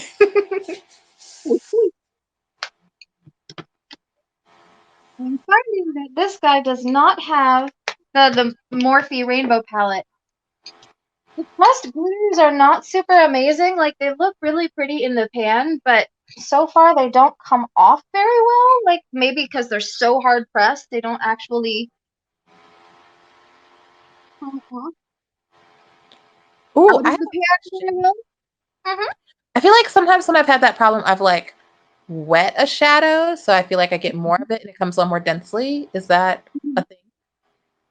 That is definitely a thing. You can absolutely use setting spray or a Okay. dab of water to wet your phalange. We will give that a try. I usually try to do water in that case, or I'll be really old school and just lick my finger. But you know, especially if you're doing somebody else's makeup, you don't want to do that. But if it's just, why the heck not?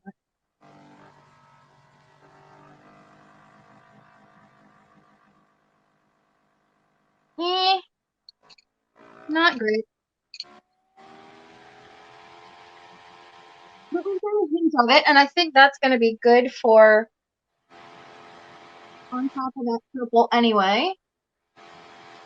So let's go to the brow bone real quick and finish off our eyes expediently.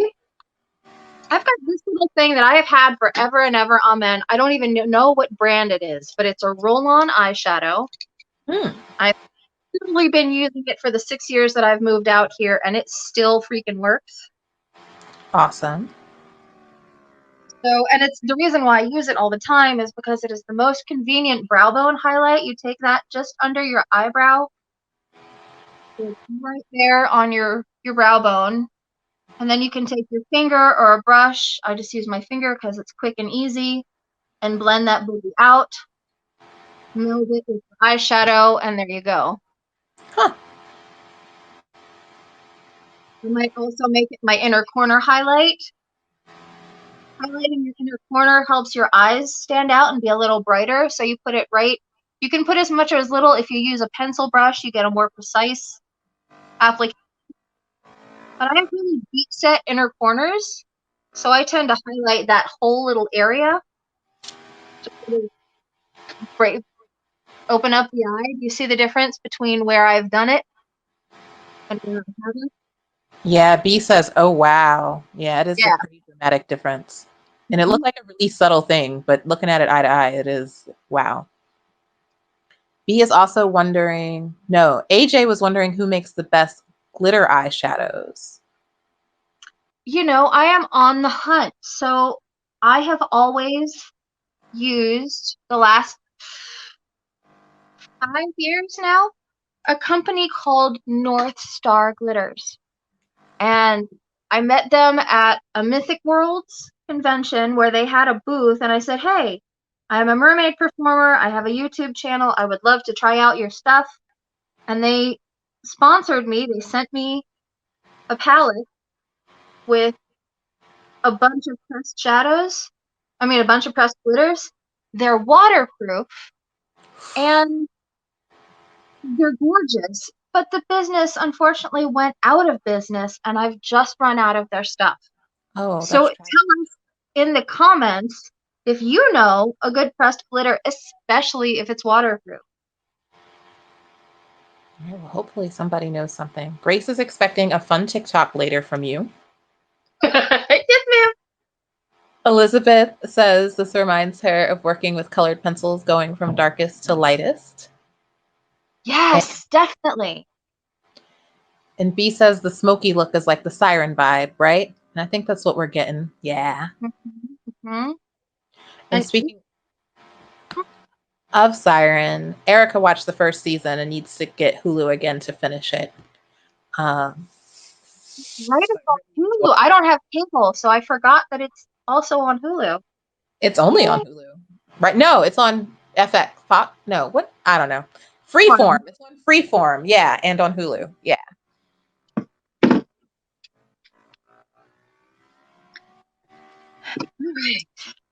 So I have an actual. Now I don't have it in gold because normally I don't rock the gold thing, but I do have. This is the glitter I usually use.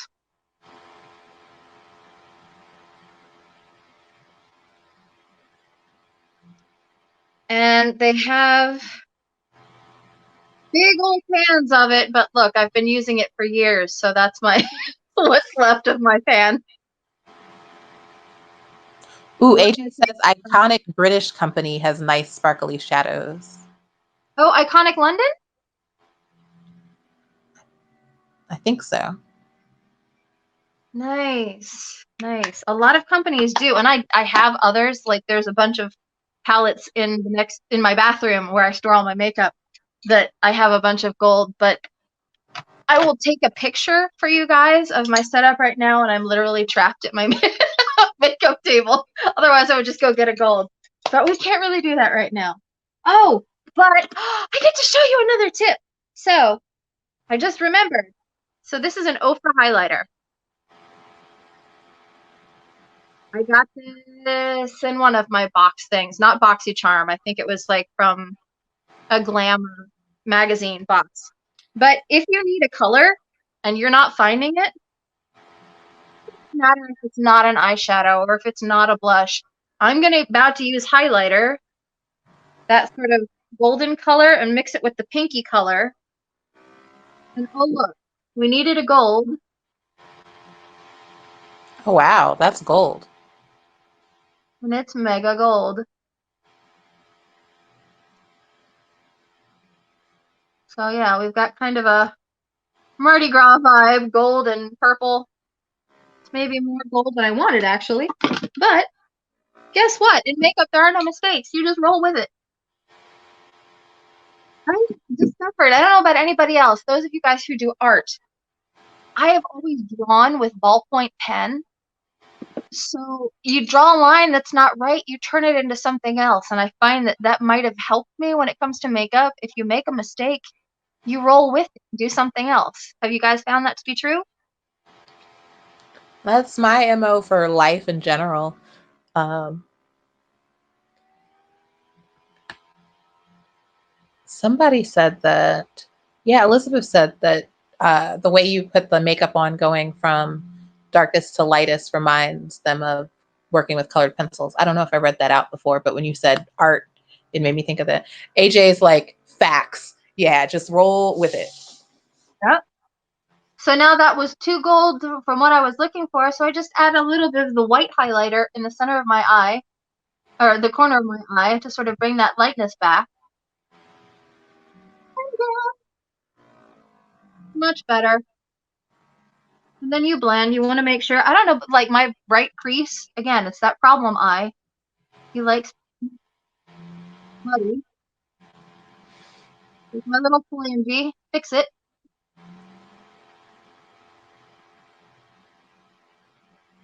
And there we go. Let's move on to eyeliner before it gets too late, and then we can do lips and then be done. Okay. Does anybody have questions about blush or brows or anything that we haven't touched on?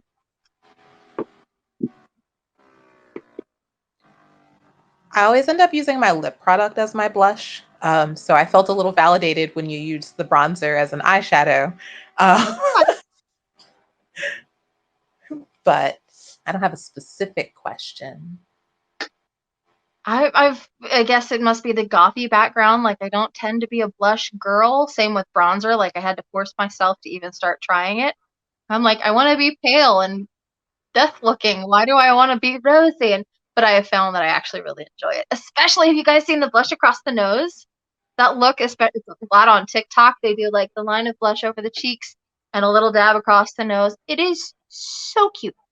Aw. So cute. Okay, so for eyeliner, how do you guys draw your liner?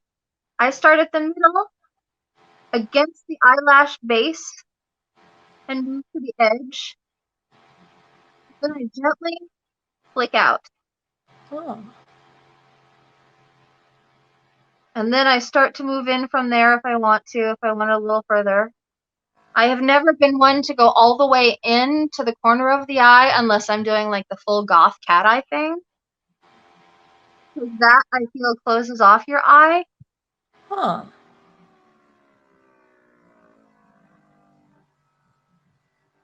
And I will give you a blessing that a lot of us belly dancers joke about. May the wings of your eyeliner always be even. Sisters, not twins. Right. Kelly wants to know what kind of eyeliner that is. This is the NYX Epic Ink eyeliner. I freaking love it. It's waterproof. It's got a nice fine tip. Time for the YouTuber technique again. It is awesome.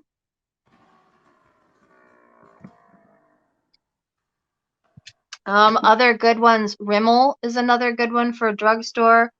One that I would love to get that I'm too poor to try. I just can't justify paying, $20 and $40 for one makeup item when I know I can get other stuff, like 2 or 3 for less than 20. Kat Von D's tattoo eyeliner is supposed to be freaking amazing. Then I take the lower lash line, and again, from the center to the corner.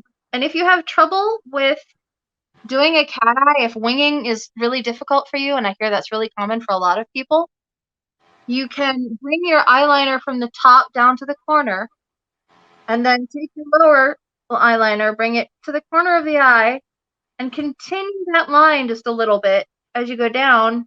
I mean, as you come from the bottom, go up, and then make your wing that way. So down and up that way.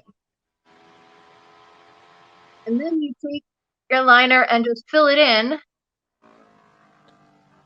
Huh.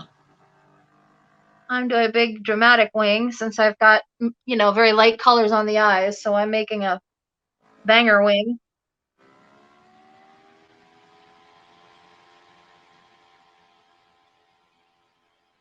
And I don't close my eye all the way. I also don't open it all the way.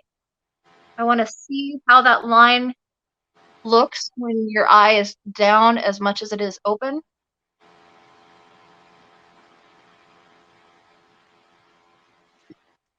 That's the one I done.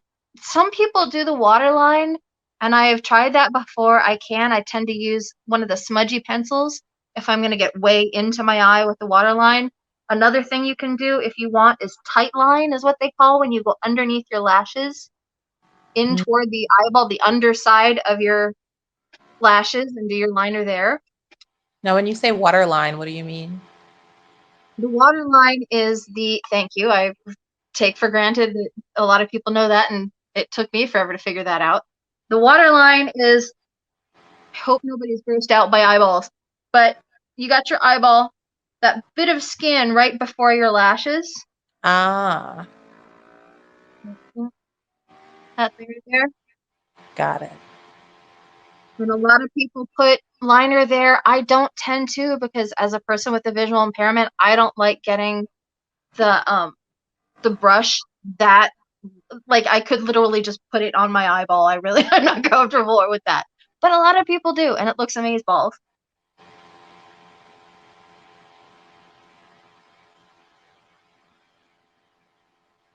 Also, if you have trouble with eyeliner, practice on just a piece of paper with a pencil or a pen, gently doing a single stroke. You can just break it up and do it gradually in little bits, but if you practice putting a line and gliding it along your eye slowly, it helps get the best effect. You guys see okay? Yes, we can see very well. And I'll do what I told you about on the bottom here. So I'm going to go, I haven't got a wing yet. I'm going to take a line and come up. There's my little wingy thing. I moved my finger.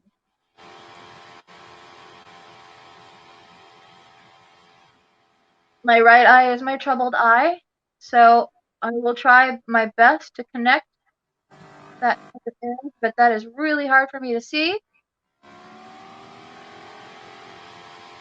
Something else with eyeliner, if you feel it looks good, might not be desperate, you're like, okay, I can live with that, stop. Because the more you futz with it, it's just like any art, you're just going to keep bigger wing and bigger wing. That's how you end up with raccoon eyes. That's how I am with cooking. I'm like, this is the point at which I need to stop. It's not quite where I want it to be, but if I add one more seasoning, we're going to end up not happy. Erica's with you on the waterline, says it just ends up in their eye. B's impressed by the eyeliner that looks like markers. And Erica is a fan of whatever's on sale, but also likes Tarteist. It has a gel pencil and liquid liner. Erica is a great. Oh, I like Tarte. Yeah. Tarte is for those who are not familiar, Tarte is a high-end makeup brand. They've got some good stuff. And I just whoopsed. I don't know if you guys can tell. I messed with it and I made a mistake. So I'm going to even out that edge. Just round out that little bit where I messed myself up. Even with the whoops, you're trying to stay as close as you can to your lash line, like unless you want the big 60s.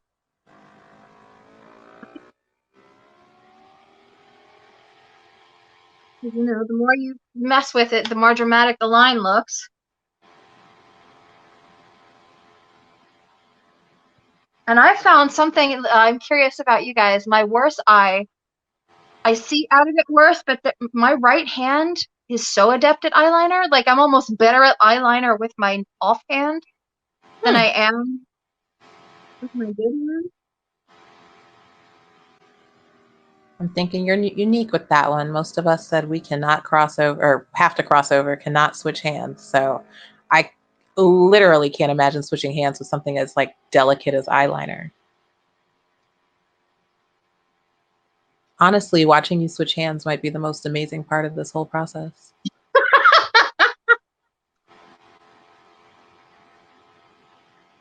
I will also recommend if you do glitter, if you do anything super textured like that on your eyes, do that after your eyeliner if you're going to do something really chunky, because most eyeliners have a really hard time going over maybe texture, or it'll look all jugga jugga jugga and it'll be really hard to get a nice smooth line. You were done with your eyeliner. So AJ asked a while ago what kind of brows, I think it was AJ, what kind of brows mermaids have. I'm curious. What about you, Shay? What do you feel about that? I've never really thought about it, honestly. I mean, personally, my brows kind of thin out towards the edges. So, like, again, not big on makeup. And so I've just been trying to make sure to just fill my brows out so that I don't lose them in photo and video. Um, but as for shape, I kind of just like to go with like my natural shape. It's weird. I know brows have become like a really serious thing in the past couple of years, but um, I live under a rock deep in the ocean, so I just kind of miss things. Um, so yeah. Uh, I B agree. has a funny. I don't know if I can see the whole thing. It got truncated, but has a funny story about putting black eyeshadow on for the first time. Unfortunately, I can't see. Let me see if I can look up the whole comment. Um, Erica's suggesting that we start a crossover hand challenge. That it might be a fun disaster. Ooh, I like that. It would be comical. AJ, you reminded me. So last night I was tweezing my eyebrows for this because I realized that my right eye was looking like freaking Wookiee, like Sasquatch on that right side. It's weird, not the left one. Just it had brows like way down to my eye. It was very weird. So yeah, I fell asleep doing my brows with my cat on my chest, and I never do brows. I like what Shay said because I very rarely even touch my brows when it comes to makeup. So I'm glad that you brought that up because it's not something I usually think about even. Hmm. I overtease just a hair, so like you, I'm just going to fill mine out just a bit. I don't tend to do the super shaped square Instagram brow, and as I don't know if you can see, but I don't even go all the way toward the inner side because I don't want that big um, harsh line. Talk to us about the kind of like, so you're doing like a short little feathered stroke. Very short little feathered strokes going up and to the outside. So diagonal feathered strokes starting inward and going up and out along with the hair. And it helps for me, I don't know about anybody else, but to look up so that you can see the direction of your brows.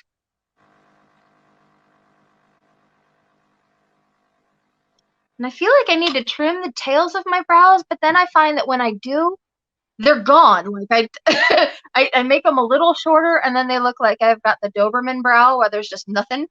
Mm. So if I let the ends be a little wispy. Thank you for mentioning brows again, because boy, I wouldn't have done anything. Forgot that I needed to. But the technique for most of these things, this is the Wonder Brow, I think, from Benefit that I got as a freebie for shopping at Ulta. And I hardly ever use, so I'm tickled that we're doing that today. You draw it with your pencil and fill in wherever you need to. And then it's got a little thing on the end called a spoolie. This is right here. And then you just brush it through your brows so it's a little less drawn on and a little more natural looking. Neat. And that is the color. Tree says they're really enjoying this, and AJ thanks us both. Yay! Oh, thank you guys both. Like Shay has said before, thank you guys for like commenting and being here and everything. This is amazeballs. All right, so let's go to mascara before it gets too late so that we can go on. Whose favorite thing? Who else loves highlighter? I am such a highlighter bunny. You guys? Ooh. Fans? That's my jam. For those of us who are visually impaired, for mascara, I don't know about anybody else, but I've heard this tip and I've found it to be true. Mini wands, the mini sample size mascaras are great because the long wands are hard to, if you have it like a mirror that you need close, or if you want to feel that level of control like I was talking about with the makeup brushes, you don't have a great big wand to get in the way or to worry about. So if you use a travel size mascara, it's right there. Caitlin loves highlighter, but always looks like a glow stick. So dig it. maybe you'll have some suggestions for that. And Grace is loving our energy.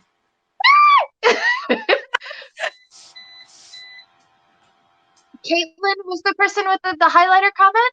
Yes?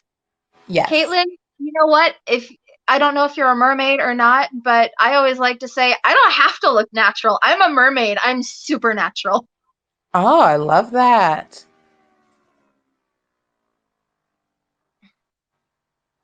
So my technique with my mascara, for anybody who's new to it, who doesn't use it very often, first I do the tops of my lashes, because if you've been using powder and eyeshadow and blah, blah, blah, there's a good chance that you probably got some eyeshadow on the tops of your lashes. And if you look down, somebody's going to see that. So I think I got that from Mikey from Glam and Gore. She always does the tops of her lashes first.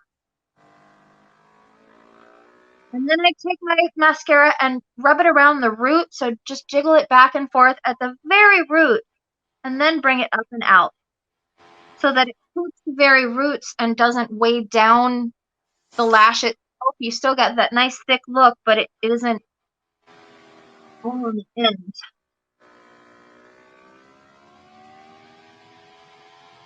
I also don't tend to put a ton of mascara on the inner corners or the lower corner. How are you guys for lashes? Like, I've got pretty decent lashes. So when I put a ton of mascara on, I can see it up top, and that distracts me. What about for you guys?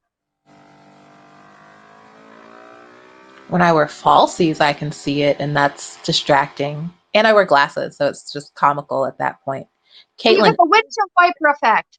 yes.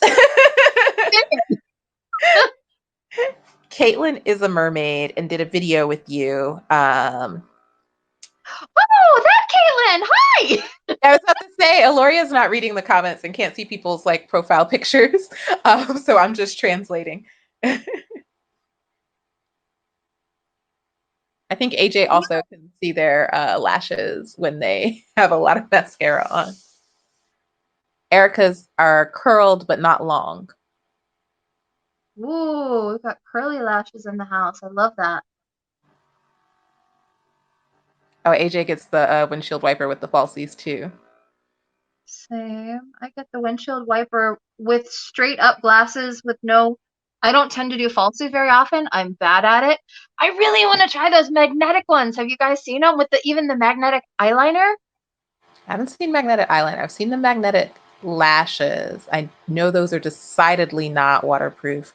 I've heard lots of people like are always asking in the mermaid forums. And then somebody's always like, yeah, no, not waterproof. Caitlin Really? forgets to put on mascara. That's me. I'll be like, I did it all. And it's like, what are you missing? Oops. And Eric is also trying to get the hang of falsies. Would love to throw on lashes, chapstick, and be done. Yeah, falsies are so dramatic. Like the people who get the like long-term ones. Ah, Erica has the magnetic ones. People get the long-term ones. Like, yeah, I mean, even if you don't do anything, you've just got like a look because you've got like those nice full lashes. Mm-hmm. Okay, so here's a challenge for all of you guys. Show me your lash face, your mascara face. Take a selfie. You can be completely made up or have no makeup at all, but in the comments at our Facebook event page, show us the face you make when you put on your mascara. I was just making it, and I realized how stupid I probably look. I stick my tongue out. Do you guys stick your tongue out? I look like I'm giving a BJ. That's hysterical. Show us your mascara faces. That tongue has got to be out. Like I try to hold it in, and it's still trying to come out. B says the mascara totally gave you a falsy look. Thank you. I like it. This is the It Cosmetics. Oh, let me make sure I give you the right name. I have the full size version, so I may have to go get that. This is the Superhero Mascara by It Cosmetics. Ooh. This Oh, Grace is right. I shouldn't have made you laugh while you were doing mascara. I'm so sorry. AJ is with me and either does an O face or a BJ face. And Kelly says, fortunately, the mirror hides your sticking the tongue out from us. So score. One tip that this has reminded me of, if you are making a mistake with your eyeliner or your mascara or whatever, and you have a whoops, don't scratch it off while it's still wet. Let it dry, and then you can take your fingernail or something and just scrape it right away. If you try to attack it when it's wet, you'll get the big streak that messes everything up. I'm trying to see if I have it in here with me. There is a little tool that CoverGirl makes, and I wanted to try to have it here for you guys today. Did I bring it? Did I bring it? Did I bring it? I brought it. So there's this little thing that it looks like it's got Styptic Sticks. Do you guys know what Styptic? It's even hard to say. Styptic Sticks? that's what like stops you from bleeding, right? Here. Yes, exactly. I found it. I had it upside down, so I didn't spot it. So this guy, that I'm gonna drop. This is the Master Fixer. And if you look at it here, it's got these little sticks right here. You pop this off, pull one of these bad boys out, and you fix any eyeliner whoopses, and it erases your whoopses. Ooh. And the cool thing is it's not like, you know, concealer or whatever that you have to fix the whole area. It will literally just go right there and you're good. Here's the end that I've used. You can see it actually does it. It takes just, it must have just a dash of makeup remover in these little wipes that they've shaped to look like a pen. That way if you mess up your eyeliner or you get a mascara flub, you're golden. All right, we've got our mascara. We've got, we'll do a pair of blush. How do you guys put your blush on before your highlighter or after your highlighter? Folks chime in about before or after. B is sitting here like, ooh, smart with the master fixer. Yeah, that was really cool. This is such an amazing transformation you're making. This is so cool. You know, I was going to have a pretty lavender sweater on to match the makeup, but it's hot in here with all these lights. I've got the fan going. I don't know if y'all can tell, but so I was like, t-shirt. Caitlin says before. Amethyst says after. So we've got one before and one after. Nice. Nice. Before. I always do my blush before my highlighter, same with bronzer and all that stuff. Highlighter is last because I can go over anything. If I overdid blush or bronzer, the highlighter can help fix that. If I do it the other way, I risk hiding the highlighter. Does that make sense? Hmm. I wanted to show you guys these before we go. These I got from a company called Unicorn Lashes. How amazing are these? I just saw those on Instagram yesterday. They're gorgeous. These are insane. I did a whole review on them a year ago when I got them. And at the very end of the video, I put on my lipstick and I finished the video talking. Did not realize until I was editing the video that there's a dab of lipstick like on my chin for the rest of the video. And I can't figure out how to edit it out. So I haven't put the video up. They're amazing. And they're actually, if you guys ever want to go get them, they're wibbly. Ooh. And they've got all different mermaid tails. So for all of our mermaid fans out there, even if you just set them on the cabinet, they're pretty rad. So we've got our little guy here, our blush brush. Some people would also use this for bronzer. It's pretty well packed. I'm gonna try to find a more blown out brush real quick. That's too big. So for me, like, this one would be a good bronzer brush because he's rounded and domed and kind of densely packed, but he's not super intense.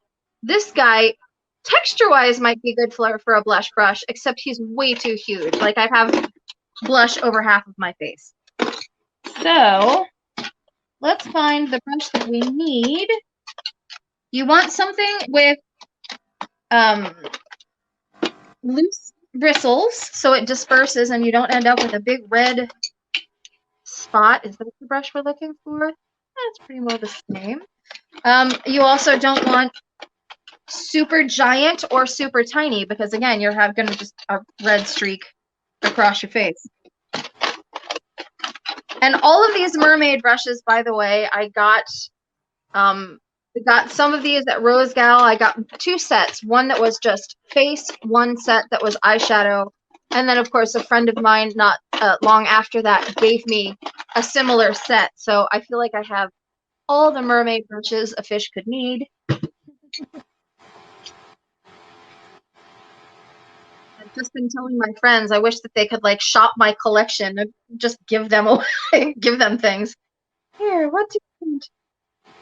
All right, so let's take a chance and use this little guy for our blush real quick. I'm gonna swish him around in the brush cleaner sponge.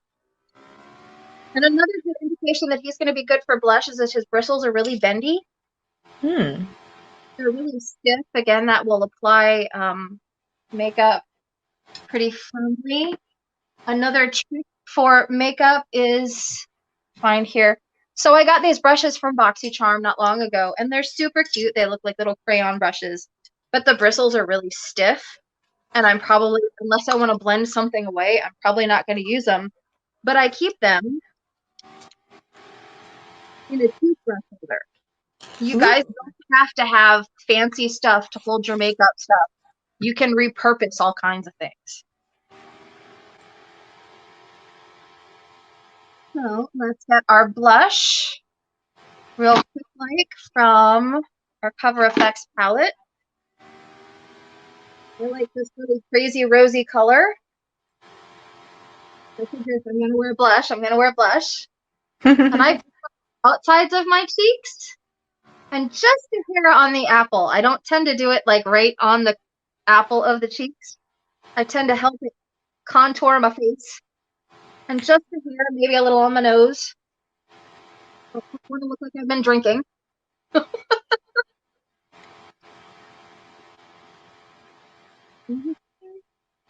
are you guys doing in your own processes? Those of you who are following along. Yeah, how is everybody doing? Let us know. AJ says highlight after blush, then blend it. Is that the order? That's the way I tend to do it. Okay. That easy. Just blush again on the outer sides unless you have, here's a good example. If you have a really round face, if you have really full cheeks and you want to kind of tone those back, you can get a little more blushy toward the center and back. That way you're a little less fuller faced. Now for highlighter, my favorite thing. So I have this palette. It has all different colors, and one of mine broke, and it broke in my purse, so it was everywhere, which means it's unsalvageable. Let's see how. There we go. There we go. So you can get highlighters in all kinds of colors, and like we just talked about, it doesn't matter if it's not a natural color. I'm a freaking mermaid. So today, let's choose. Shall we go with green highlighter or pinky purple?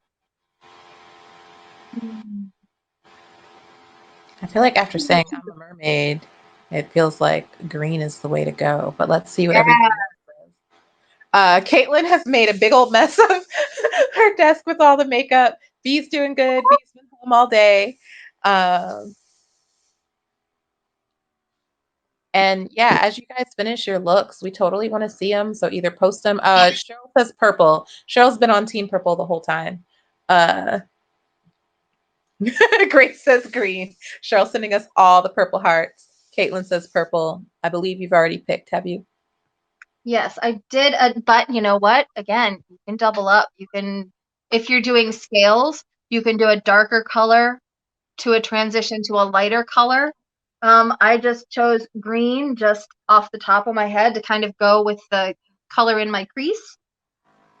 Something else when it comes to highlighter, I tend to use my fingers so I can put it exactly where I want it. But there are a lot of great highlighter brushes out there. You want something kind of small and precise because, again, you don't want to like look sweaty, have highlighter everywhere.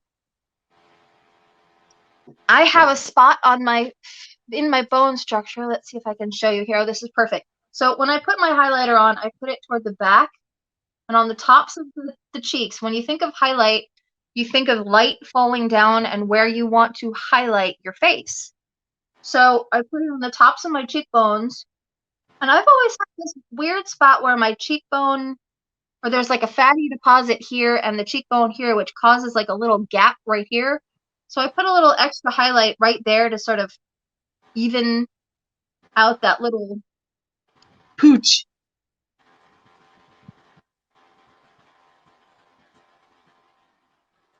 And I think Shay has noticed I'm kind of a highlighter junkie. I've someone even Cookie. Do you guys know Cookie Ramirez? Oh, The Harlem Mermaid.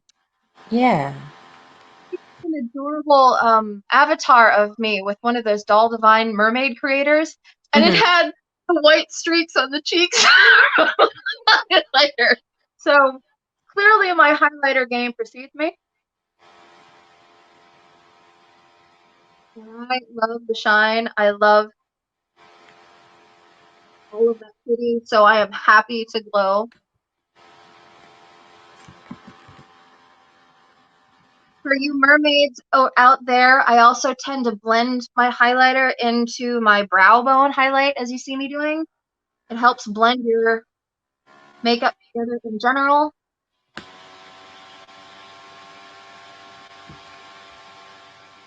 Especially if you've got like a colored look, if you have like a purple or green or whatever, or if you need further blending.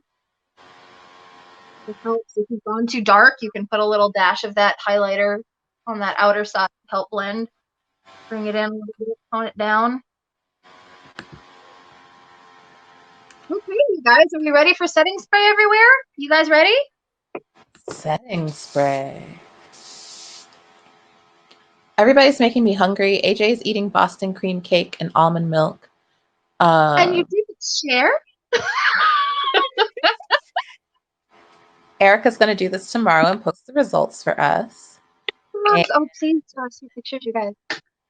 Yes. And Cheryl and Jade are going to post photos later. They're making cupcakes and watching. You guys can post food pictures too. I like to see cupcakes and all cakes. All cakes. I want to see your cakes. Yes. Show us your cakes. Jade wishes that they could share the cupcakes with everyone. And whatever you mean by cakes. Oh, thank you, AJ. AJ posted pics, well, emojis of cake and milk. We appreciate it. Yes. I call my sexy bits my cakes and pies. So you can share those with us too. We like to see it. We like to celebrate juicy fishes. Um,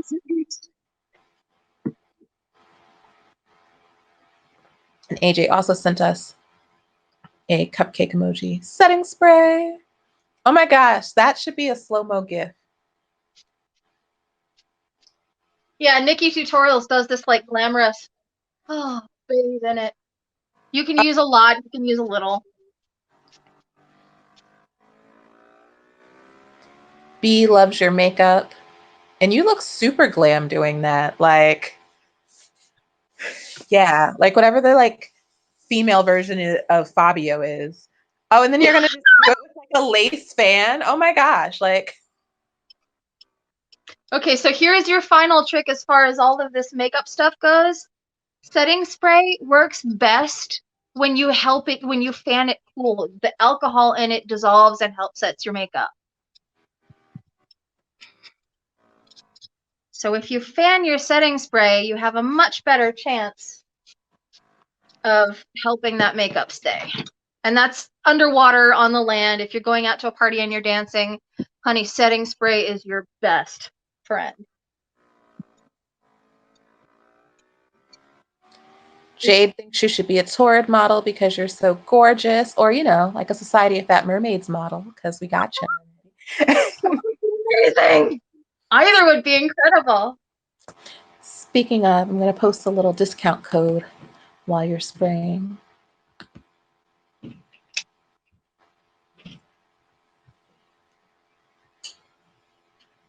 Also, you want to keep your face kind of still when you do setting spray. It's the same theory with powder. Setting spray is like powder. It's there to set everything down. So if you've got a bunch of expression happening while your setting spray is drying, you're setting those wrinkles, those lines, wrinkle or no. Like if you're smiling, you're gonna have smile lines into your makeup. And one last trick, you can take your sponge, your handy dandy makeup sponge, make sure that it's, not full of dark stuff. Like if you've been using brown eyeshadow, use the butt instead of that one side. And carefully press your setting spray into your skin. It helps your makeup meld into your skin better. Setting spray in helps get rid of any cakiness you might have from the powder and all the stuff. De-emphasize any wrinkles. Like for me, I'm starting to get the 11sies, and I've noticed my concealer and my foundation can get creasy right there. So that helps me press those away. Push your setting spray into your skin to really seal the deal. Erica wants to know which setting spray. Ooh, okay. So again, budget girl, I cannot recommend big fancy ones to you. I hear a lot of good things about the Morphe spray. I hear a lot of people like the Huda Beauty spray. My favorites as far as drugstore stuff goes are the NYX Matte Finish Setting Spray. This stuff.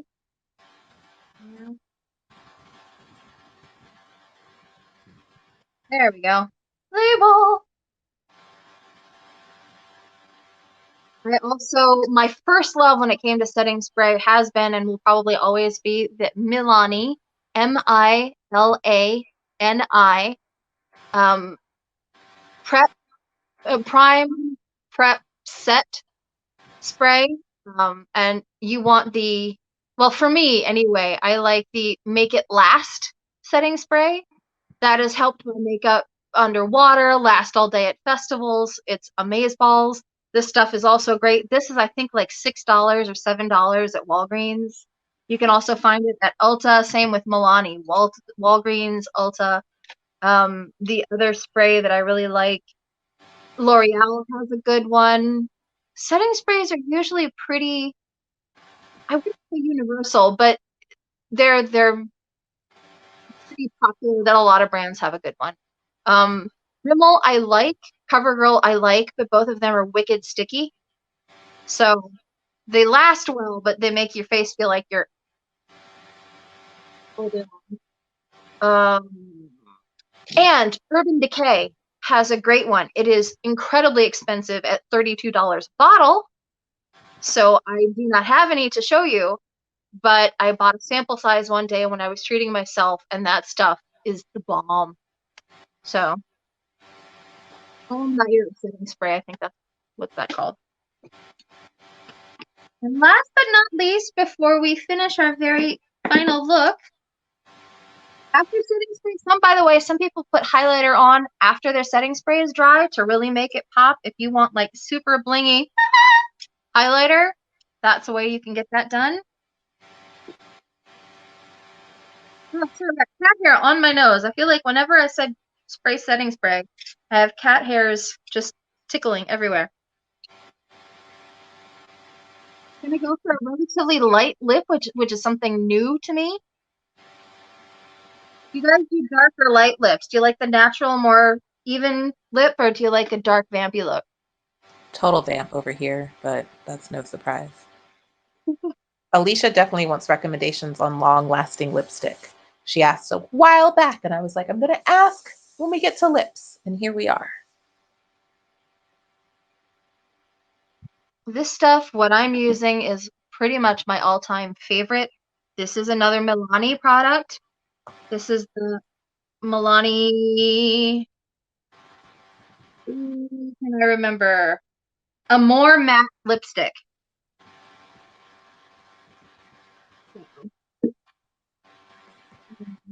Matte lipstick. Let's see. There we go. It's a more matte. AMORE lipstick. Another thing I really love is the Maybelline 24-hour Superstay, which is a foundation, by the way. If you want stay put foundation, that stuff is great. I don't know about y'all, but for me, especially as a mermaid who goes to like festivals and stuff, and I'm out in the day all day long, and a porta potty, you can't go touch up in a bathroom because you're in a porta potty. Or you're at a festival all day and you don't have a chance to eat because your fish butt is out at your booth all day long. I like matte lipsticks, or lipsticks in general, that are like almost ironclad. That's practically a tattoo. What about y'all? Yeah, I definitely like long-lasting, don't move lipstick because it's just too much going on. So Jade is a dark lipstick person. Caitlin likes dark and weird colors, but they always fade. Erica likes light, but dark and bright look best on her. And Jade loves your necklace. BT dubs. Thank you, Jade. Also likes a long-lasting lipstick. I have found over the years that liquid lipsticks are just better for that. Bullet lipsticks I don't tend to use because in general they tend to move a lot on me.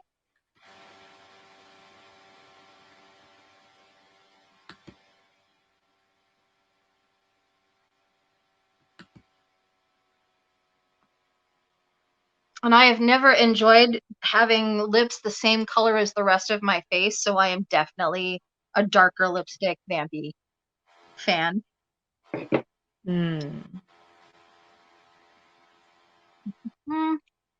Erica says the lipstick really brings it all together. Oh, thank you. And that's another thing that I really like about Milani is that they have a lot of great colors. Another brand, if you like crazy lipsticks that stay, and they have a great range of colors, are Wet and Wild, believe it or not. You get a gorgeous lippy that stays put for like $4.50. And they have black and blood red and blue and purple and green and orange. It's great. Nice. B says, really? You're in festivals all day? I used to with my old pod. I don't know if that's going to be happening in the future, but with my last, where I got my mermaiding beginning for the last 6 years, was I would go to events called fairy worlds and pirate festivals, and we'd set up sometimes at 7 in the morning to have the booth ready at 10 and then be in front of people all day long until the thing closed and then you tear down. So yeah, definitely festival wear is important. Kelly asked if squeezing your lips makes the lipstick go on better. It depends on what you're using. Some lippies will actually reduce the color, so you get to play around a little bit. Others, it's good to let dry. So me, I like to press my lips together because that makes me sure that I've gotten in all the nooks and crannies, and then do another coat. One final little thing that we'll pass on here. So to make your lips look a little fuller, get the corner of my lip here. So to make your lips look a little fuller, you guys know ombre, yeah? The term? Go ahead and define it just in case. Well, it's a new term for something very old and familiar to most folks. Ombre means a gradient, a gradation, a fade of one color to another or from dark to light, light to dark. It's just a gradual fade from one thing to another, like we do with our eyeshadow. So technically, that dark green fading into another is an ombre. And ombre lips are very popular. So you can take a lighter color to make your lips look a little fuller in the center. And it can be super subtle, like this, or it can be super, super obvious. Let me get a lighter color so it's easier for you guys to see. Ah, perfect. Okay. So here's another example of repurposing. This is technically a liquid eyeshadow. This is not supposed to go on your lips, but you know what? We're going to put it there anyway. So this is the Eyetastic. I think it's from Lottie London. It's supposed to be liquid eyeshadow, but we're going to put it on our lips. Right? If you see me a lot with like a golden pinky shimmer on my lip, that's this stuff. I use it all the time on my lips. Sometimes I'll do a straight line to look like a tribal, to like the warrior kind of look, and it won't work, or I'll mess it up and I'll and blend it. So again, rolling with what you got. But today,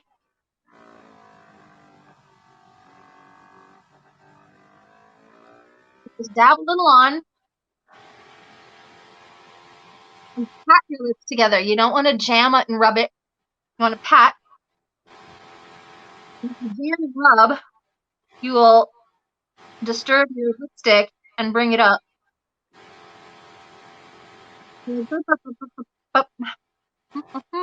Go right, go left. If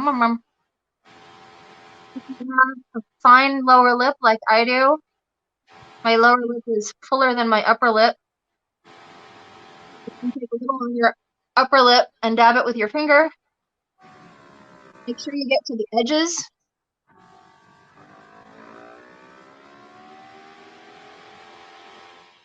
And you just put a little on the center. You don't want it going all the way out to the edges of the sides.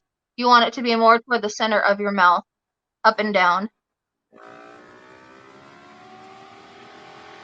B says, oh, wow, I see what you did. Yeah, that is really, really cool.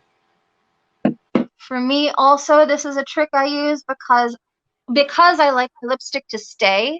I don't tend to use lip gloss. Lip gloss, the second you put it on, 99.99% of the time starts to eat into your lipstick and it smears it all around. It looks amazing. Like lip glosses are fabulous. But for me, I feel like I put it on and 5 minutes later I'm wearing it everywhere. Does anybody else experience that? I kind of know what you mean. So I tend to use substitutes, and this is a great example. You can use eye pencils.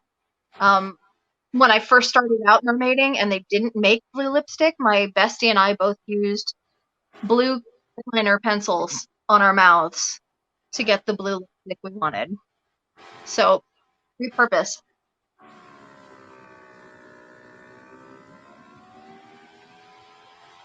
And feel free to blend with your finger bones. That's it, you guys. That's our finished look. That is awesome. AJ says, cool contrast. Thank you so much. I'm going You. to join you on screen. I'm going to try to join you on screen. Let's see. Hi, it's me. Do you guys, Erica. do you guys know about jewels? Did you want to hear a final tip about face jewels and decorating, that kind of thing? Yes, absolutely. Um, so a lot of us do scales in our makeup. Scales are really freaking easy. A lot of tutorials are online available. You just use a wig cap, put it over your face, and dab scales all over the place. When you use your do your scales, you want to go straight up and down. If you brush like this, you're going to smear the net, make the net move, and that destroys your scales. So you take a brush and what's called a stippling effect and go up and down instead of across. And that helps you with scales. If you want it sparklies on your face, whether it's here, cheeks, whatever, there are lots of pretty designs all over the place.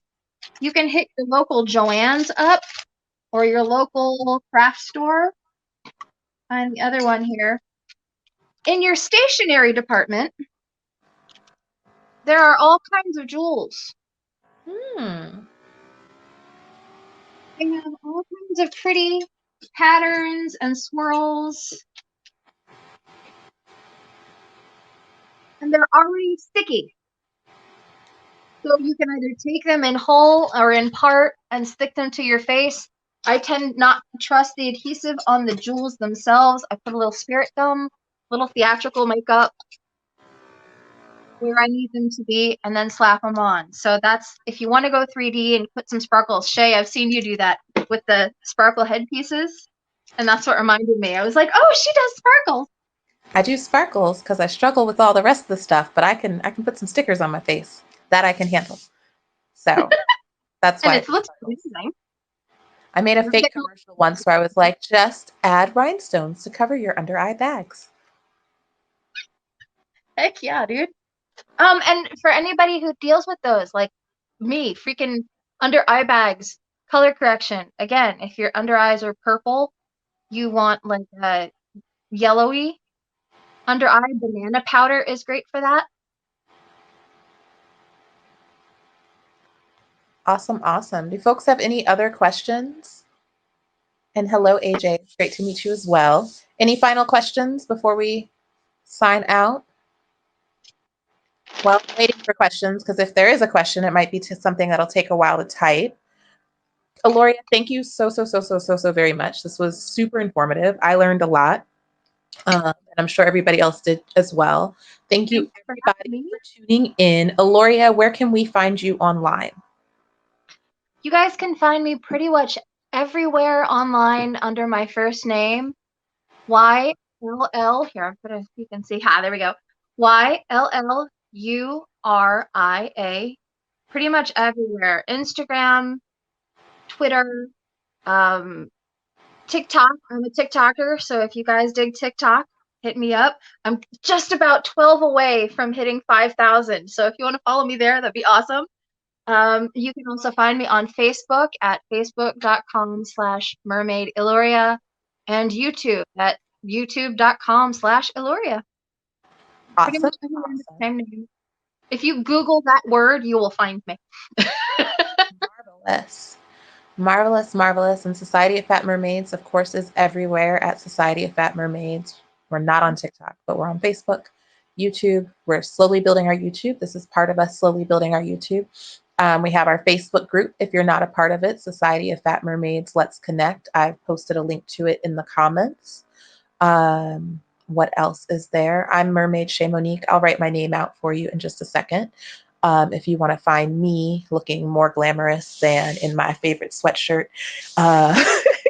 in the Sherry, you should tell them about your clothing wear stuff.